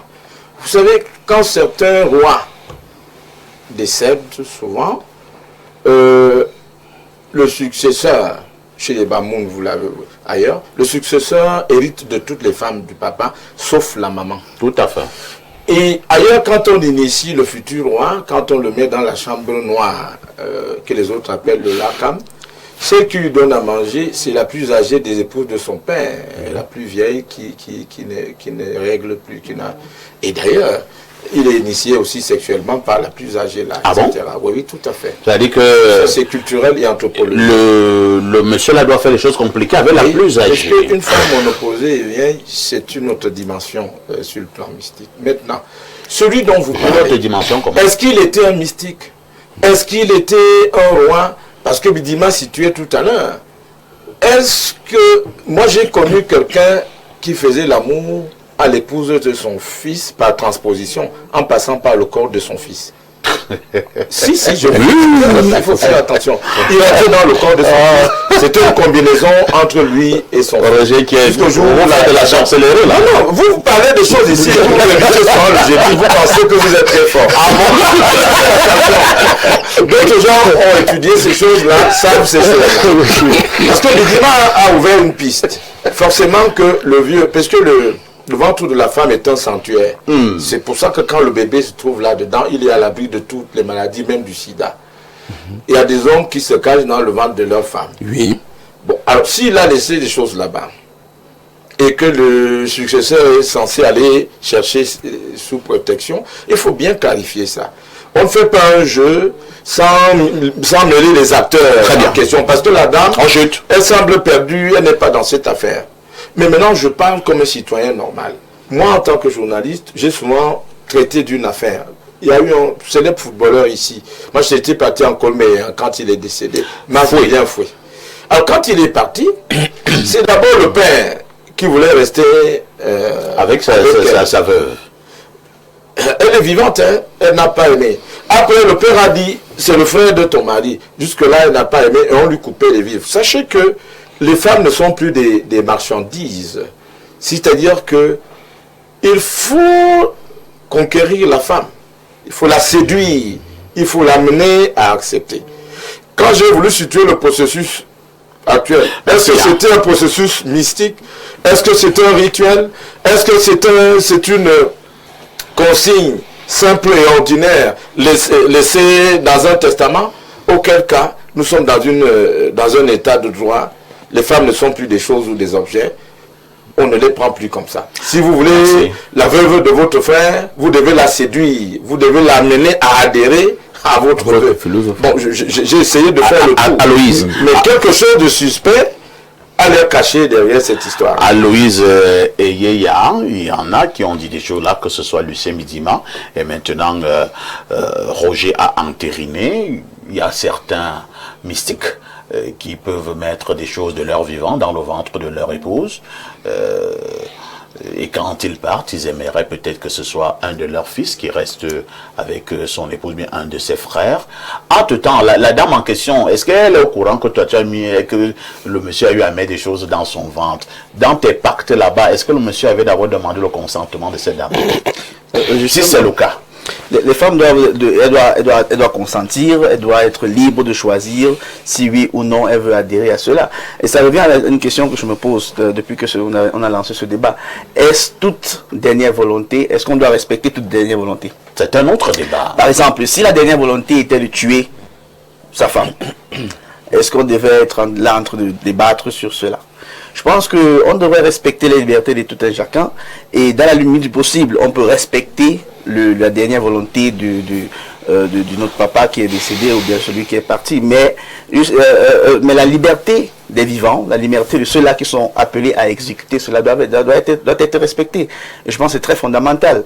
Et peut-être aussi, l'histoire n'est pas complète, peut-être il y avait quelque chose attaché à cela, peut-être qu'il y avait des conditions, que peut-être si tu veux hériter ceci, tu dois d'abord passer par cela, peut-être d'où l'enthousiasme du fils de pouvoir concrétiser cette dernière volonté-là. Mais je pense que fondamentalement... Parce qu'en réalité, on ne regarde pas les fesses de l'épouse de papa. Oui. En principe, c'est interdit. C'est le domaine du sacré. Bah, vous dites que c'est du domaine du sacré. Mais pourquoi d'autres communautés restent donc avec les femmes de leur papa? Là, c'est le plus sacré. Là, j'ai dit, c'est le cadre mystique, initiatique. Les choses initiatiques ne sont pas... Le sacré est lié à ça. Donc, quand c'est initiatique, il y a plus le sacré. Quand c'est initiatique, il y a plus le sacré. Mais c'est ce qu'on est en train de dire. C'est-à-dire qu'on a tué, on a annihilé la magie qu'il y a. Quand on enlève la magie qu'il y a derrière, tu peux donc regarder. Tu peux donc regarder, on a annihilé la magie cachée derrière, ce qui est interdit. On active la magie. On peut rendre ce qui est interdit accessible. On n'annihile pas. Alain donc, Roger va nous amener sur des terrains très glissants. C'est vrai que moi je me suis donné, et c'est vrai aussi que moi je me suis donné d'abord. Attendez d'abord. Et ça va l'aider. Alain donc, est-ce qu'on doit aller avec la femme de son papa? C'est interdit d'abord. Oh là là. Vous savez que stricto sensu, Bidima, tu dis que tu es traditionnaliste et tout, mais tu fais un amalgame, une syncrèse, etc. Faut que tu choisisses. Hein? Et je tenais à dire parfait, de son vivant, tu n'as pas le droit. Là, c'est sacré. Non, c'est sacré. Mais maintenant, dès qu'il y a mort, ce n'est plus sacré. Non, maintenant, en venant, plus c'est le cas, la casuistique qui nous concerne ce matin. Maintenant, le monsieur est mort. On a dit qu'il n'y a pas de filiation sanguine entre le garçon en question et la dame. Maintenant, on peut se poser un certain nombre de questions. Même, je dis, en bottant même en touche la dimension totalement mystique de la chose. Est-ce que le père, par exemple, n'est pas resté et il a regardé à la façon de se comporter de cette jeune femme. Et il a dit, s'il faille vraiment que je formule un vœu sur quel doit être le profil de la femme que je veux pour ce garçon, voici le genre de femme que je voudrais. Et possiblement, allez savoir, peut-être qu'il sait que son fils, lui en matière de choix, ne sait pas choisir. Donc il veut se rassurer que ce gars, pour ce que lui il a expérimenté, avec la jeune femme, ce gars sera entre de bonnes mains. C'est-à-dire sans même interpeller la mystique. Ils n'ont pas de lien de sang. Donc là, je suis d'accord avec toi. Non, mais vous dites quand même que tu es mon petit frère. Donne-moi une minute. Oui, ça va t'aider. En vérité, pour bien vivre perfecto, moi je m'étais fait des interdits et il faut les suivre. Jamais les femmes de mes pères, De tes frères. de mes frères, de mes amis, de mes collègues, jamais de ma vie. Et j'ai dit que si vous suivez ça, vous n'aurez jamais de problème. Et d'ailleurs, moi, sur le plan personnel, tu peux même pas me demander de partir avec la femme d'un frère. La femme du père, c'est du père, ou bien, moi je suis tellement beau, je peux trouver... C'était moi qui avais la parole. Sauf que ça c'est bon. Je pense que c'est le principe que chacun devrait épouser. Sauf que là, c'est le père, dans le cas d'espèce, c'est le père qui t'a dit que voilà, je pense que une fois que j'aurai expiré, tu prends la femme là. C'est différent. Quelque chose. Là, le problème est la casuistique est totalement différente. Oui. Voilà. Or, ils ne sont pas liés par le sang. Donc, on ne peut pas dire qu'il y a un inceste. Là, la doigt, c'est voici. Non, pas qu'elle doit, c'est voici. C'est une nuance. Non. Tu as vu que le père a été dans le sexe de sa femme, ils sont déjà liés. Tu as déjà eu ton temps de parole. Bien. À ce niveau-là, donc, il n'y a pas techniquement de problème. Mais maintenant, toute démarche doit être encadrée par le respect de la liberté de conscience et les libertés des uns et des autres. Parce que faire autrement, c'est amener la dame en question sur la voie de la contrainte. On la contraint sur la voie sur la base de quoi? Elle est donc libre maintenant de se prononcer en toute liberté. Là où il y a l'Esprit du Seigneur, là où c'est... Alors, nous lisons quelques messages. Nous lisons quelques messages. Bonjour, monsieur Parfait, ici. Et à tout ton panel, lisez mon français que vous voyez là, s'il vous plaît. S'agissant de la dénonciation, le garçon hérite de tout ce que son papa avait, même ses femmes, à l'exception de sa mère. Après le veuvage, le successeur procède à ce qu'on appelle le lavage de la veuve de son choix, et surtout la plus jeune. C'est quoi le lavage de la veuve? Cette pratique est très courante à l'ouest chez moi. Je vous parle en tant que prince de la chefferie Babadjou. C'est très courant, mais à ne pas confondre à l'inceste, qui est aussi présente dans nos familles, mais cachée en public. Pourquoi l'inceste existe à l'ouest? Parce que la famille est vaste et la polygamie est courante, et l'on peut bien épouser sa sœur sans savoir, car... le reste ne l'air pas bien lire. Hein. C'est Jude depuis le Cradat qui envoie cette contribution. Un autre message, bonjour, le modérateur par excellence et à tout ton magnifique panel. À mon humble avis, l'histoire ne peut qu'être... ne peut qu'être moustique. Mystique. Peut-être vous voulez dire mystique. Hein? Oui. Un homme d'une nature normale ne peut pas s'intéresser à la femme de son défunt père, même si c'était la volonté du père. Elle ne doit pas s'accomplir. C'est Ngoko depuis Akonolinga qui envoie ce message. D'autres contributions ce matin. Nous partons en 240. Hein. Je pense que 240 c'est le Gabon. Si je ne me trompe pas. Non, c'est la Guinée équatoriale. Bonjour Parfait et bonjour à tous les panélistes. La religion islamique ordonne d'épouser cousins, cousines de deux côtés. Et chez les Bamoun, l'héritier du sultan ne prend pas les épouses de son défunt père, jamais. On ne doit pas respecter la dernière volonté d'un mort, si seulement sa volonté est de faire des biens et qui ne... C'est Ali Kanté de la Guinée équatoriale, précisément à Mongomo, qui envoie donc cette contribution. Un autre message ce matin, il s'agit du 236. C'est la République centrafricaine. Bonjour, le pape de la modération, qui raconte des contre-vérités au sujet des Bamoun. Le sultan hérite des femmes de son défunt père uniquement dans le sens de pourvoyeur de leurs besoins, mais pas sexuellement. Et jamais il ne part avec une veuve de son feu père. C'est Roger, il dit Roger, vous êtes à côté de la plaque. C'est Lamine qui envoie ces messages. Allons au plus 49. Au plus 49, c'est l'Allemagne. Bonjour monsieur Parfait, ici dans la cosmogonie bantou, il est strictement interdit à un enfant de découvrir la nudité de la femme de son père. L'épouse de ce monsieur n'est pas un bien meuble qu'on donne en héritage. Cette dernière volonté parentale ne devrait aucunement être respectée. C'est Mandeng et Yuma partie de l'Allemagne. Un autre message. Bonjour à vous, c'est Daniel Sophos depuis Eboaloa. Pour ce sujet, la femme n'a pas le droit de refuser car c'est une tradition qui doit être respectée. Si c'est le garçon qui refusait la proposition, la femme devrait subir certains lavages du corps. Ce n'est pas de l'inceste aux yeux de la tradition et la femme doit honorer pour son bien-être. Lisons 2 ou 3 dernières contributions. Hein. Alors, voici ce que dit le monsieur, le papa en chemise noire à la sagesse du village. Bidima, certainement. C'est certainement Bidima. Que la femme fasse attention de ne pas respecter la dernière volonté de son mari. Un autre message ce jour.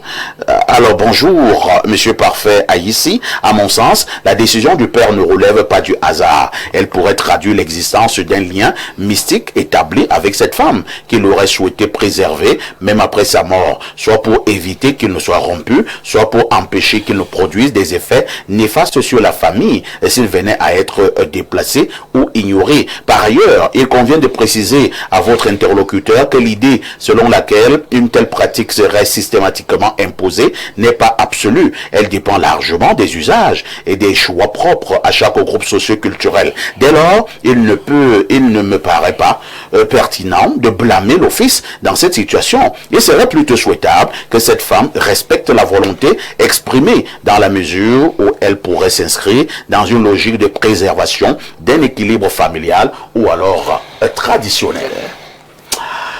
Nous marquons une autre touche pause qui s'impose d'ailleurs.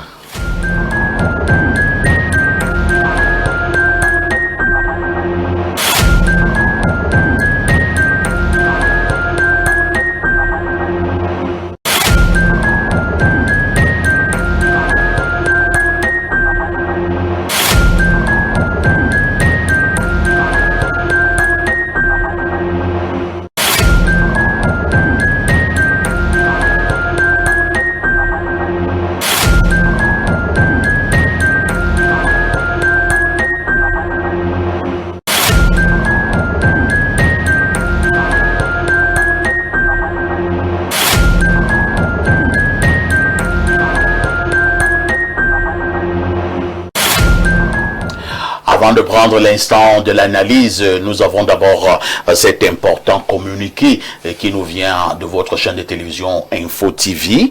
Info TV est donc désormais en free-to-air sur le satellite Rascom et très bientôt l'application Info TV pour Android et iPhone sera disponible. Pour recevoir Info TV gratuitement, installez simplement une parabole et un décodeur. Les coordonnées de réception de la chaîne Info TV en bande EKU, couverture nord, satellite Rascom 2.9 degrés est, fréquence de réception 11 430 MHz, SR 18333, KSYM, modulation QPSK, FEC 5/6, polarisation horizontale. Info TV, canal 12 sur Rascom. Lorsque nous avons dit cela, nous vous le disions également en ouverture ce matin, dans le cadre de votre mercredi diaspora, une interrogation. Qu'est-ce que la diaspora camerounaise a déjà apporté ou alors continue à apporter au Cameroun? Avez-vous l'impression que cette diaspora est d'une importance capitale? Je commence par vous, Roger Kiek de Kiki. Cette diaspora, de manière régulière, elle est également pointée du doigt. Beaucoup estiment, certains estiment que cette diaspora ne sert à rien. Vous partagez cet avis ou alors la diaspora apporte beaucoup à d'autres pays? Le directeur général du Trésor, M. Montogomon, nous informe de ce que en 2025, l'an dernier, la diaspora camerounaise a transféré 650 milliards de francs CFA dans notre pays. Un peu plus que les autres années, parce que les autres années, on était à 450 milliards de francs. C'est de l'argent qu'ils envoient ici pour créer des activités, pour la scolarité, pour construire des maisons, etc. Ce sont des flux financiers. Donc, 650 milliards par an, ce n'est pas petit. Parce que dans certains pays africains, les contributions de la diaspora dépassent même l'aide au développement. L'argent qu'on s'en va emprunter tous les jours chez les partenaires bilatéraux et multilatéraux. Donc, elle est utile. Si on structure, si on canalise bien la diaspora, elle peut être utile pour le Cameroun. Deuxième chose, la diaspora apporte une expertise et même des investissements. J'aime à citer une jeune dame qu'on appelle Tamé Soumedion, qui a construit une usine de chocolat ici en Bankomo. Tout à fait. Ici. Elle transforme déjà les produits dérivés du chocolat localement. Son père, j'ai connu son père, parce que son père a été un ancien commandant, l'un des chefs militaires de l'UPC. Il s'était exilé en Espagne et quand il est revenu au Cameroun, il avait créé une industrie qu'on appelait Yaourt Sapley. Et comme il était un opposant, un jour on avait dit à la télévision qu'on a trouvé des cafards dans le yaourt. L'État a scellé cette usine de yaourt-là.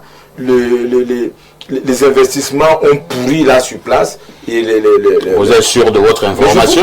Moi, quand je vous dis, je vous parle avec davantage de précision, puisque j'ai connu. On a partagé un repas avec Tamé Soumedion, on l'appelait commandant Pégoye le Constant. Alors, la dernière fois que j'ai mangé avec lui, chez Théophile Moyo, à Bastos, il y avait Ongli Massaga, commandant Kisamba, et Tamé Soumedion, commandant Pégoye le Constant. J'ai mangé avec les deux, qui sont malheureusement décédés quelques temps après, tous les deux, c'était des anciens chefs militaires de l'UPC. Ça, il faut que vous le sachiez. Donc, je ne raconte pas des aventures. Ce monsieur avait vu son usine de yaourt détruite. Et sa fille vient de revenir d'exil avec un important projet de chocolat. Et ce qui est bon, c'est que en dehors de Nomayos, elle vient d'implanter une deuxième usine dans la région de l'Est du Cameroun. On peut donc avoir ici, là, sur place, du chocolat made in Cameroun, transformé localement avec des emplois et un impact sur l'économie locale. Moi, j'ai aussi eu un jour l'opportunité, et là, ne me demandez pas si je suis sûr de ce que je dis, je vais vous dire.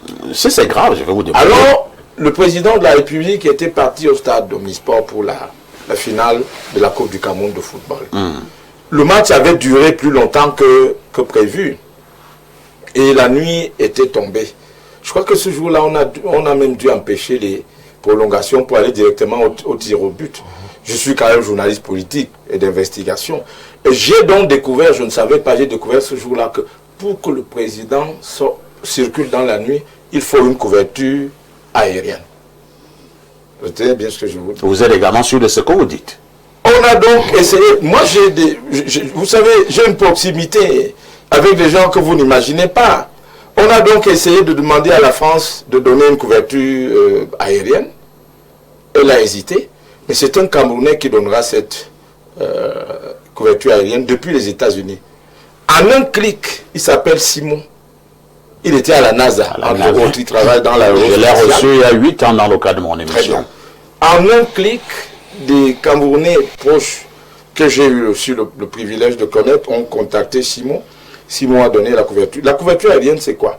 C'est ce qu'on utilise là, dans la guerre en Iran. C'est-à-dire, si tu n'as pas le renseignement, si tu n'es pas couvert et que tu te déplaces dans la nuit, n'importe qui peut t'atteindre, peut te frapper.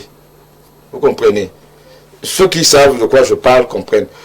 Parce que nous avons, y compris des Camerounais de la diaspora, qui sont experts dans le domaine aéronaval, qui travaillent ailleurs. J'ai même rencontré Bonjao, qui a travaillé à Microsoft.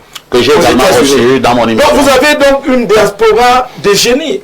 Vous ne pouvez pas avoir maille à partir avec Camtel, qui est endetté pour un peu plus de 400, je crois que c'est 312 milliards de francs CFA, et qui n'arrive pas à capitaliser la fibre optique, qui ailleurs est porteuse de croissance économique, la fibre optique. Vous avez donc ces Camerounais, mais appelez-les. Vous les associez à vos programmes, vos projets de Est-ce qu'on doit absolument les appeler, Roger? Est-ce que ces Camerounais ne peuvent pas également venir faire des propositions? Vous savez combien de propositions ces Camerounais font ici? Vous savez comment le pays est difficile. Vous venez avec un projet, quelqu'un vous demande sa part là-dedans. Et des fois, moi, j'ai eu la chance d'être proche de quelqu'un qu'on a appelé Don Tridon. C'est un Camerounais originaire de l'Est. Don Tridon. Son père s'appelait Tridondon. Il est venu avec un projet visant à mettre une usine de sucre, une usine sucrière dans la région de l'Est, à proximité de l'Ompanga. Parce que les eaux de retenue de l'Ompanga allaient irriguer ces grandes plantations pour créer une industrie de sucre. Créer en main, même les fonds de contrepartie allaient être garantis par des partenaires extérieurs. On a torpillé Don ici dans ce pays. Et l'affaire est tombée dans l'eau. Vous voulez que je vous parle du programme économique de conversion de la banane plantain? C'est un parent franco-camerounais qu'on appelle Tegia, un métis. On va passer la parole à René aliéné. Le ministre d'État de Rebouba Margari, quand il était au ministre des Industries, connaît bien le projet économique de reconversion de la banane plantain qu'il a essayé de porter. Mais tout cela a été torpillé. En réalité, moi je ne peux pas accuser la diaspora camerounaise. Est-ce que nous sommes, nous, Camerounais, dirigeants camerounais prêts à donner la place qu'il faut à notre diaspora? Là est la grande question. Merci Roger. Roger, quand il prend la parole, avec toutes ces sommités qu'il a connues, ça devient un peu compliqué. Et les dons, tridons, et tout ça. mais quand Don Tridon arrive au Premier ministère, le Premier ministre est en train de l'attendre, et les gendarmes au protocole lui disent que le Premier ministre attend un Chinois. Il ne savait pas qu'un Camerounais noir peut s'appeler Don Tridon. Il s'appelle comme cela. Ça, c'est du Alors, René, nous parlons là de cette diaspora parce que certains estiment, hein, lorsque nous voulons la titiller en disant qu'elle-même ne fait pas suffisamment pour le pays. Vous savez que le président Paul Biya, lui-même s'inspirant d'un ancien président américain, il disait déjà que ne vous posez pas toujours la question de savoir ce que le Cameroun a fait pour vous, mais posez-vous la question de savoir ce que vous avez fait pour le Cameroun. Est-ce que cette diaspora-là fait beaucoup pour notre pays? Bien, la diaspora, moi je la prends sous deux prismes. Il y a d'abord cette diaspora qui garde la nationalité camerounaise et une autre qui a acquis une autre nationalité. Alors, celle qui a acquis une autre nationalité, c'est celle-là qui me fait peur. Parce qu'en réalité, nous sommes là dans le domaine de la fuite des cerveaux. Nous savons que le Cameroun regorge d'énormes intelligences dans ses ressources humaines. Alors, celle de la diaspora qui va, je prends le cas de la France, où le nombre de médecins camerounais au niveau de la région parisienne est supérieur à ceux qui travaillent au Cameroun. C'est la même chose au Canada, c'est la même chose en Allemagne, pour ne prendre que ces pays. C'est une très grande perte en termes de ressources humaines, dont bénéficient les pays d'accueil. Le Cameroun aurait pu faire l'économie de cette situation en gardant cela au Cameroun pour la santé des Camerounais. De mon point de vue, les Camerounais qui ont perdu la nationalité camerounaise, qui vivent dans la diaspora, sont ceux-là qui menacent notre stabilité sociale, économique et politique. Maintenant, ceux qui sont à l'étranger et qui continuent à garder la nationalité camerounaise, ce sont ceux-là que je voudrais ici vanter. Parce que, remarquez que le Cameroun, monsieur Kiki a dit tout à l'heure que nous avons reçu, en termes de capitaux étrangers, 650 milliards pour l'année dernière. 1 milliard d'euros. 1 milliard d'euros. Ça correspond à 1 milliard d'euros. Oui. Ça veut dire que nous gagnons en capitaux étrangers de 1 million d'euros. Ce qui est très très important dans notre système économique. Alors, je voudrais aussi faire remarquer qu'au Sénégal, le Sénégal gagne 20 milliards d'USD, United States Dollars, par an, pour la diaspora. Au Nigeria, c'est 10% de son PIB. Alors, de ce point de vue-là, je pense que la diaspora, celle qui garde la nationalité, doit continuer à recevoir du système gouvernant actuel toutes les priorités, toutes les attentions possibles afin que nous continuions à recevoir non seulement des capitaux, mais également le savoir-faire, comme l'a dit de Kiki tout à l'heure. Et pour moi, comme je l'ai dit tout à l'heure, ceux qui ont perdu la nationalité sont ceux-là qui constituent un danger pour notre pays. Ceux qui ont perdu la nationalité sont là qui constituent un danger pour notre pays. Oui. Entre-temps, ils ne le font pas toujours parce qu'ils sont contents, hein. C'est parce qu'ils aimeraient avoir un certain nombre d'avantages, ils aimeraient avoir des moyens pour pouvoir mieux s'adapter en terre étrangère. Bon, je crois que cela pose le problème de la situation socio-économique des Camerounais. Est-ce que vous ne devez peut-être pas dire que ce qui serait important, c'est que nous lévions ce verrou de la double nationalité? Comme ça se passe ailleurs. Vous savez, l'article 31 de la loi 1968, qui est le code de la nationalité, dispose que tout Camerounais qui prend une nationalité étrangère, autre que celle du Cameroun, perd en même temps celle camerounaise. Est-ce que vous savez que nous sommes en train de vouloir modifier des lois à l'Assemblée? Ce serait une bonne chose si jamais. Mais celle de 68, elle est statique ad vitam aeternam. Jusque-là, parce que je crois que c'est même l'une des recommandations du grand dialogue en 2019. L'une des grandes recommandations était de déverrouiller l'article 31 de la loi 1968, qui jusqu'à aujourd'hui demeure non déverrouillé. Merci. Hein? Aloïse Eyeya Amot, qui dérange? C'est la diaspora ou alors c'est l'ordre gouvernant? Je pense que le Cameroun gagnerait beaucoup s'il y a une meilleure relation entre la diaspora camerounaise et la classe dirigeante camerounaise. Parce que là, comme l'a si bien dit tous les intervenants qui ont parlé avant moi, la diaspora camerounaise regorge vraiment de l'intelligence, des personnes ressources, des experts qui peuvent vraiment accélérer le développement de notre pays. Nous avons un système éducatif qui tarde encore à produire vraiment des Camerounais autosuffisants, des Camerounais qui peuvent répondre aux aspirations, aux besoins économiques, aux besoins infrastructurels de notre pays. Et de l'autre part, nous avons une diaspora vraiment qui regorge d'une intelligence de par leur formation. Il y a ceux qui se sont formés ici et qui se sont exportés. Il y a ceux qui se sont formés là-bas et qui aujourd'hui occupent des grands postes dans des hautes sphères vraiment de l'éducation, de l'intelligence de par le monde. Et ici, il y a une bonne relation entre la diaspora camerounaise et la classe dirigeante camerounaise. Je pense que c'est le Cameroun qui va gagner. On a proposé, au sein de notre parti lors de la campagne présidentielle, un sorte de programme de retour des Camerounais de la diaspora au Cameroun. Un programme qui va leur donner la possibilité d'enseigner dans nos universités dans une période de temps, peut-être des matières très spécifiques, une période de temps, ils vont venir et planter de certaines connaissances, au moins des bases à nos apprenants, de telle sorte que, après quelques années, il y a une transformation de notre système éducatif. Des pays comme le Singapour se sont développés ainsi. Ils n'avaient pas des universités proprement dit là-bas, mais ils se sont inspirés des universités de la Grande-Bretagne, ils ont créé des coopérations à partir de leur diaspora et finalement le Singapour a des universités vraiment qui accueillent vraiment beaucoup de Camerounais, beaucoup d'autres nationalités au sein de leur pays. Nous avons beaucoup à dire. Et par exemple, on parle de financement, on parle de 650 milliards à l'année 2025. On peut faire beaucoup plus. Le Cameroun s'endette auprès des grandes multinationales, auprès des grands pays, auprès de l'Union européenne et autres. Mais si on se tourne vers notre diaspora, on donne notre diaspora, on fait confiance à notre diaspora, on ouvre un fonds d'investissement. Là où la diaspora pourra investir leur argent. Est-ce que cette diaspora-là est également ouverte?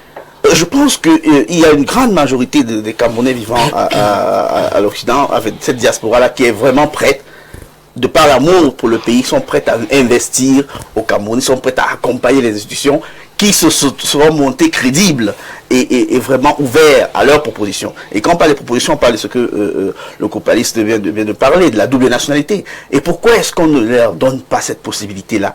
Ceux-là qui, de par la loi, ont perdu la nationalité camerounaise. Pourquoi est-ce qu'on ne donne pas la possibilité à cette autre diaspora-là de redevenir camerounais? Je pense qu'ils peuvent encore contribuer s'ils sont mis en confiance, si les outils sont mis en place pour qu'ils puissent favoriser leur réinsertion. Merci. Lucien Bidima, je pense qu'il y a un doigt accusateur sur le régime.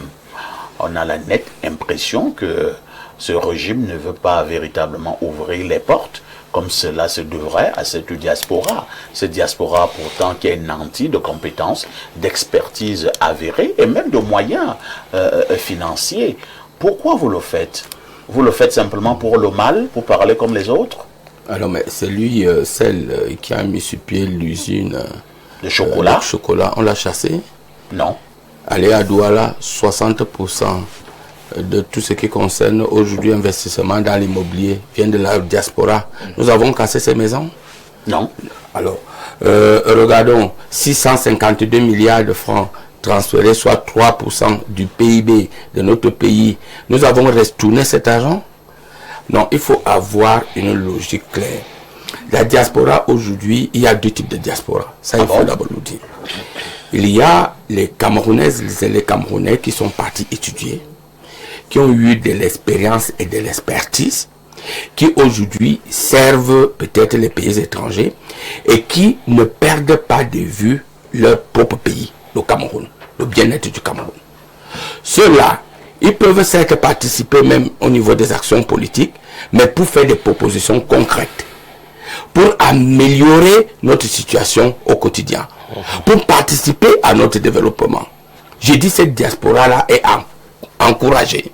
Et je crois qu'il faut normalement un dialogue direct avec ceux-là qui peuvent accepter, s'ils peuvent envoyer aujourd'hui 650 milliards, ils peuvent même faire plus et mieux. Donc il faut même un ministère de la diaspora qui soit capable de redéfinir le canevas de cette diaspora que j'appelle diaspora positive. Mais maintenant, il y a d'autres diaspora que j'appelle diaspora négative. Et le plus souvent, c'est ceux-là qui parfois n'ont pas de papier, qui sont partis par leurs propres problèmes et qui tous les jours, du matin au soir, sont derrière leur clavier de téléphone pour insulter les Camerounais, pour distiller de la violence, pour distiller du mensonge vis-à-vis du gouvernement, Et ils sont même devenus. Comment vous pouvez imaginer, je ne veux pas citer leur nom, quelqu'un est à Paris, vous dit ce qui s'est passé et tout dit. Comment le président Paul Biya est passé d'un studio à l'autre studio, d'un appartement à l'autre appartement.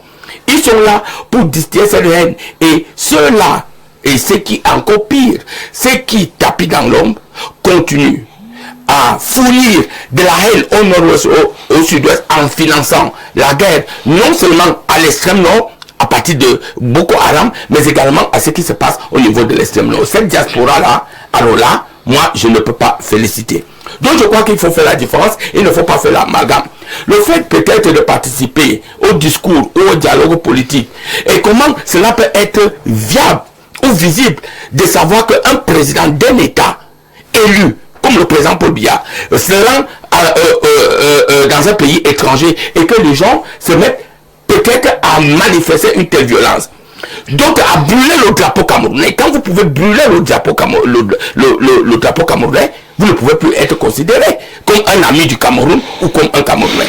Donc il faut faire cette différence entre ces deux diasporas. Alors si je dois chuter, moi je suis de ceux qui pensent que la diaspora utile, qui étudie, ces médecins qui sont nombreux, qui sont dans tous les domaines, ces économistes, ces financiers, véritablement l'État du Cameroun doit avoir un pont direct avec eux. Et c'est facile. Mais les autres, effectivement, ils doivent savoir qu'un jour, ils feront face à notre justice. Et cette diaspora-là, je ne peux pas encourager parce que je n'encourage pas la division, je n'encourage pas la haine, je n'encourage pas la violence politique et même ces divisions sur le plan ethnique. Parce que quelque chose est bien, moi j'y vais tous les jours. Quand vous êtes en Suisse, que vous soyez en France, un Bamileke ou un Béti, eux tous sont des frères. Et ce qui est curieux, quand vous partez, quand Dubaï a été très bien là, je crois qu'on va y repartir, vous arrivez à Dubaï, celui qui vous accueille ne veut pas savoir si vous êtes du nord, du sud, du centre, il vous accueille comme un frère.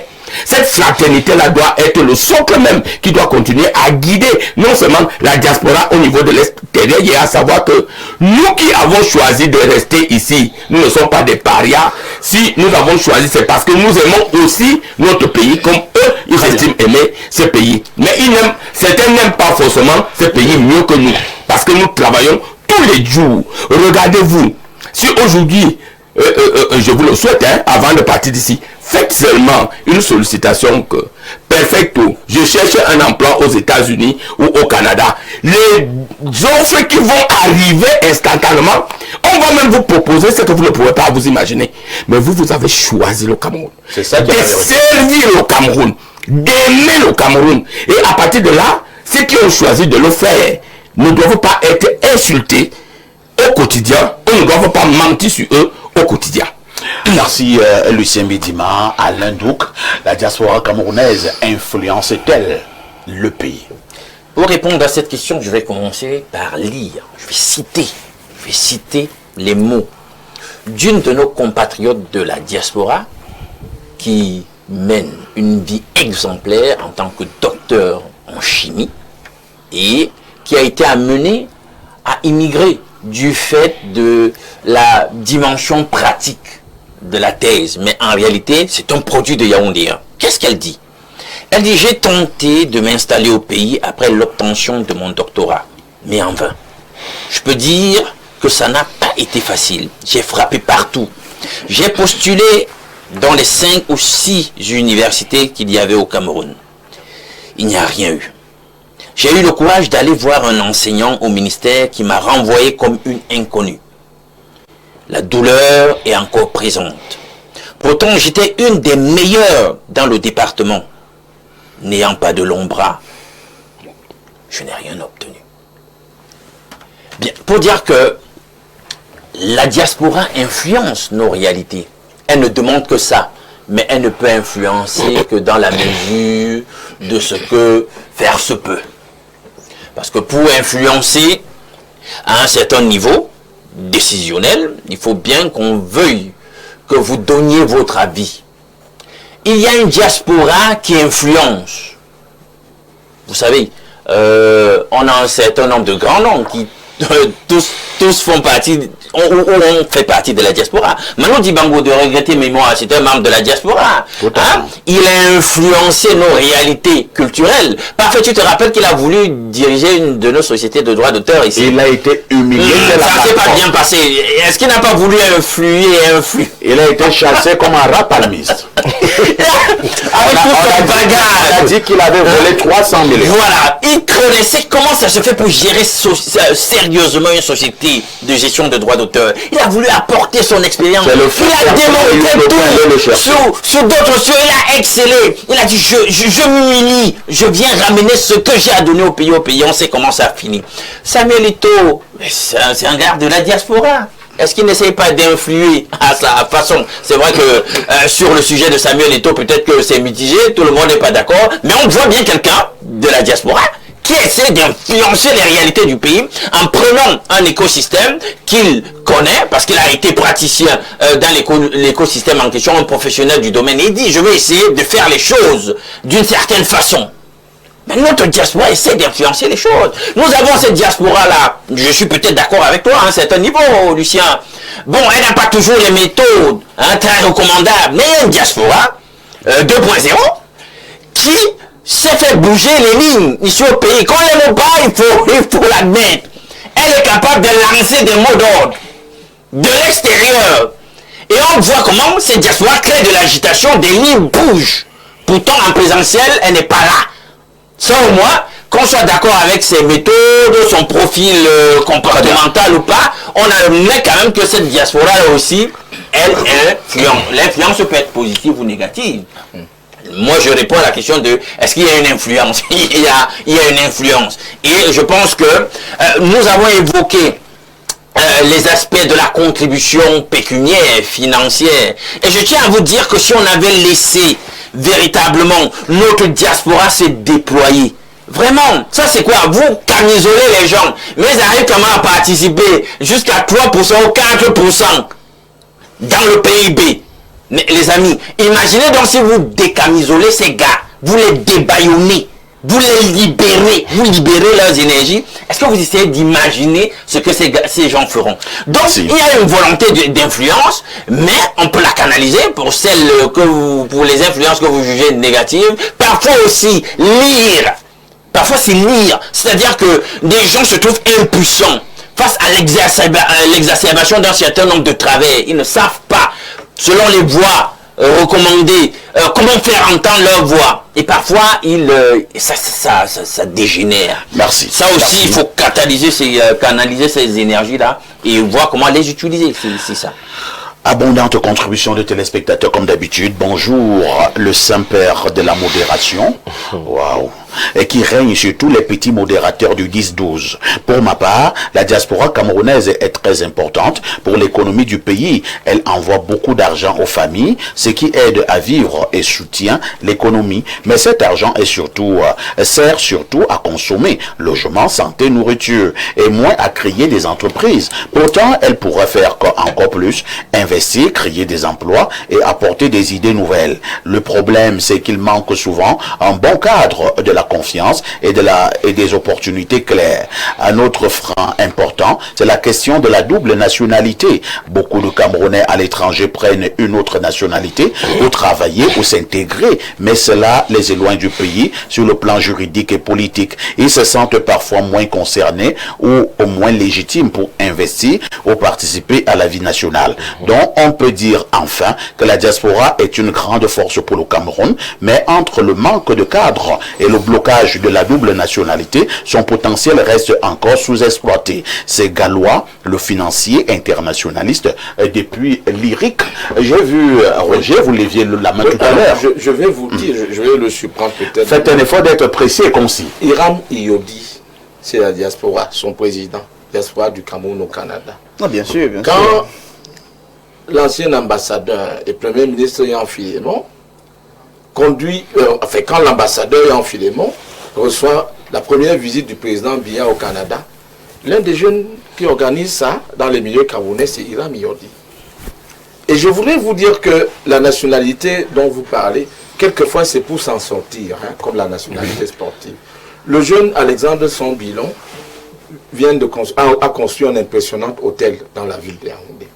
Quand le président Biya partait en Turquie, il est parti avec Rigobert Sombahana, qui est un peu turc. C'est la diaspora camerounaise de Turquie, dans sa délégation officielle. Et l'immeuble construit avec les Turcs ici, là, a permis d'installer une université internationale avec la Turquie là-bas. Ça, c'est la diaspora du Cameroun. Je peux continuer en vous disant que parmi ceux qui envoient l'argent là, vous avez des médecins, des ingénieurs, des spécialistes dans l'agroalimentaire, et etc. Ce sont des gens qui parfois prennent une nationalité pour se débrouiller. Sambende, si vous arrivez à Bruxelles, Sambende Bobissé vit dans un quartier pour milliardaires. Sambende, que vous voyez là, c'est la diaspora du Cameroun. À Bruxelles, je l'ai vu tenter d'aider un Camerounais pour une évacuation sanitaire à destination des hôpitaux de Belgique ici. Donc, elle est diversifiée. Très bien. Cette diaspora, elle est multisectorielle. Faisons fi de ce que vous appelez la nationalité, parce que ces gens-là n'ont pas cessé d'aimer notre pays. Mais cette affaire de nationalité les bloque quand même ici. C'est pour ça qu'il faut investir, lorsqu'il faut entreprendre. Il faut faire sauter le verrou. Et Yango, qui est un excellent musicien, parce que Prince Yango est gradué de la Berklee College of Music, deuxième plus grande université de la musique aux États-Unis. Quand il voulait diriger la société des droits d'auteur ici, on l'a limogé. Vous avez dit qu'il est américain. Qu'il est américain. Alors vous savez que c'est un gars de Consamba. C'est-à-dire quelqu'un qui a chanté, il s'est calculé. On a dit qu'il est américain. En fait. Et on l'a limogé. Il faut faire bouger les lignes. Ces gars-là ont des usines. Ces gars-là ont une expertise. Ces gars-là ont des partenaires. Ces gars-là ont une assiette financière capable de nous aider à évoluer. Un autre message qui nous vient du 212, c'est le Maroc. Bonjour parfait à ici, le pic de l'ovulation de la modération. Incroyable. Tu l'auras compris, si je t'écris ce matin, c'est pour demander à Alain Douk le titre du document qu'il a lu, disant comment faire pour avoir un enfant garçon. Je précise que moi, je préférerais dans un futur proche que mon premier enfant soit une fille. D'ailleurs, j'aimerais avoir 7 gosses, 6 filles et un garçon. Donc Alain, donne-nous le nom du livre là, s'il te plaît. Merci. En passant, Alain Douk, tu as dit que tu étais tombé sur ces livres par hasard. Je souligne par hasard. Tu mens. Toi-même, tu cherchais ça depuis. Désolé de ne pas parler du sujet. Tu connais déjà ma direction artistique. Voici la sagesse du jour. Pour plaire aux femmes, les hommes s'habillent bien. Pour plaire aux hommes, les femmes se déshabillent. Après ce message, tu vas encore lire quoi? À demain 10h. Je pense que je ne lis plus rien. Je ne lis plus rien. Je vous remercie d'être venus ce matin, chers amis, chers frères. On a pas la solution. C'est terminé. C'est terminé. La rediffusion de ce programme, c'est tous les soirs, à partir de 22h30. Avec tout ceci, que faites-vous encore ailleurs?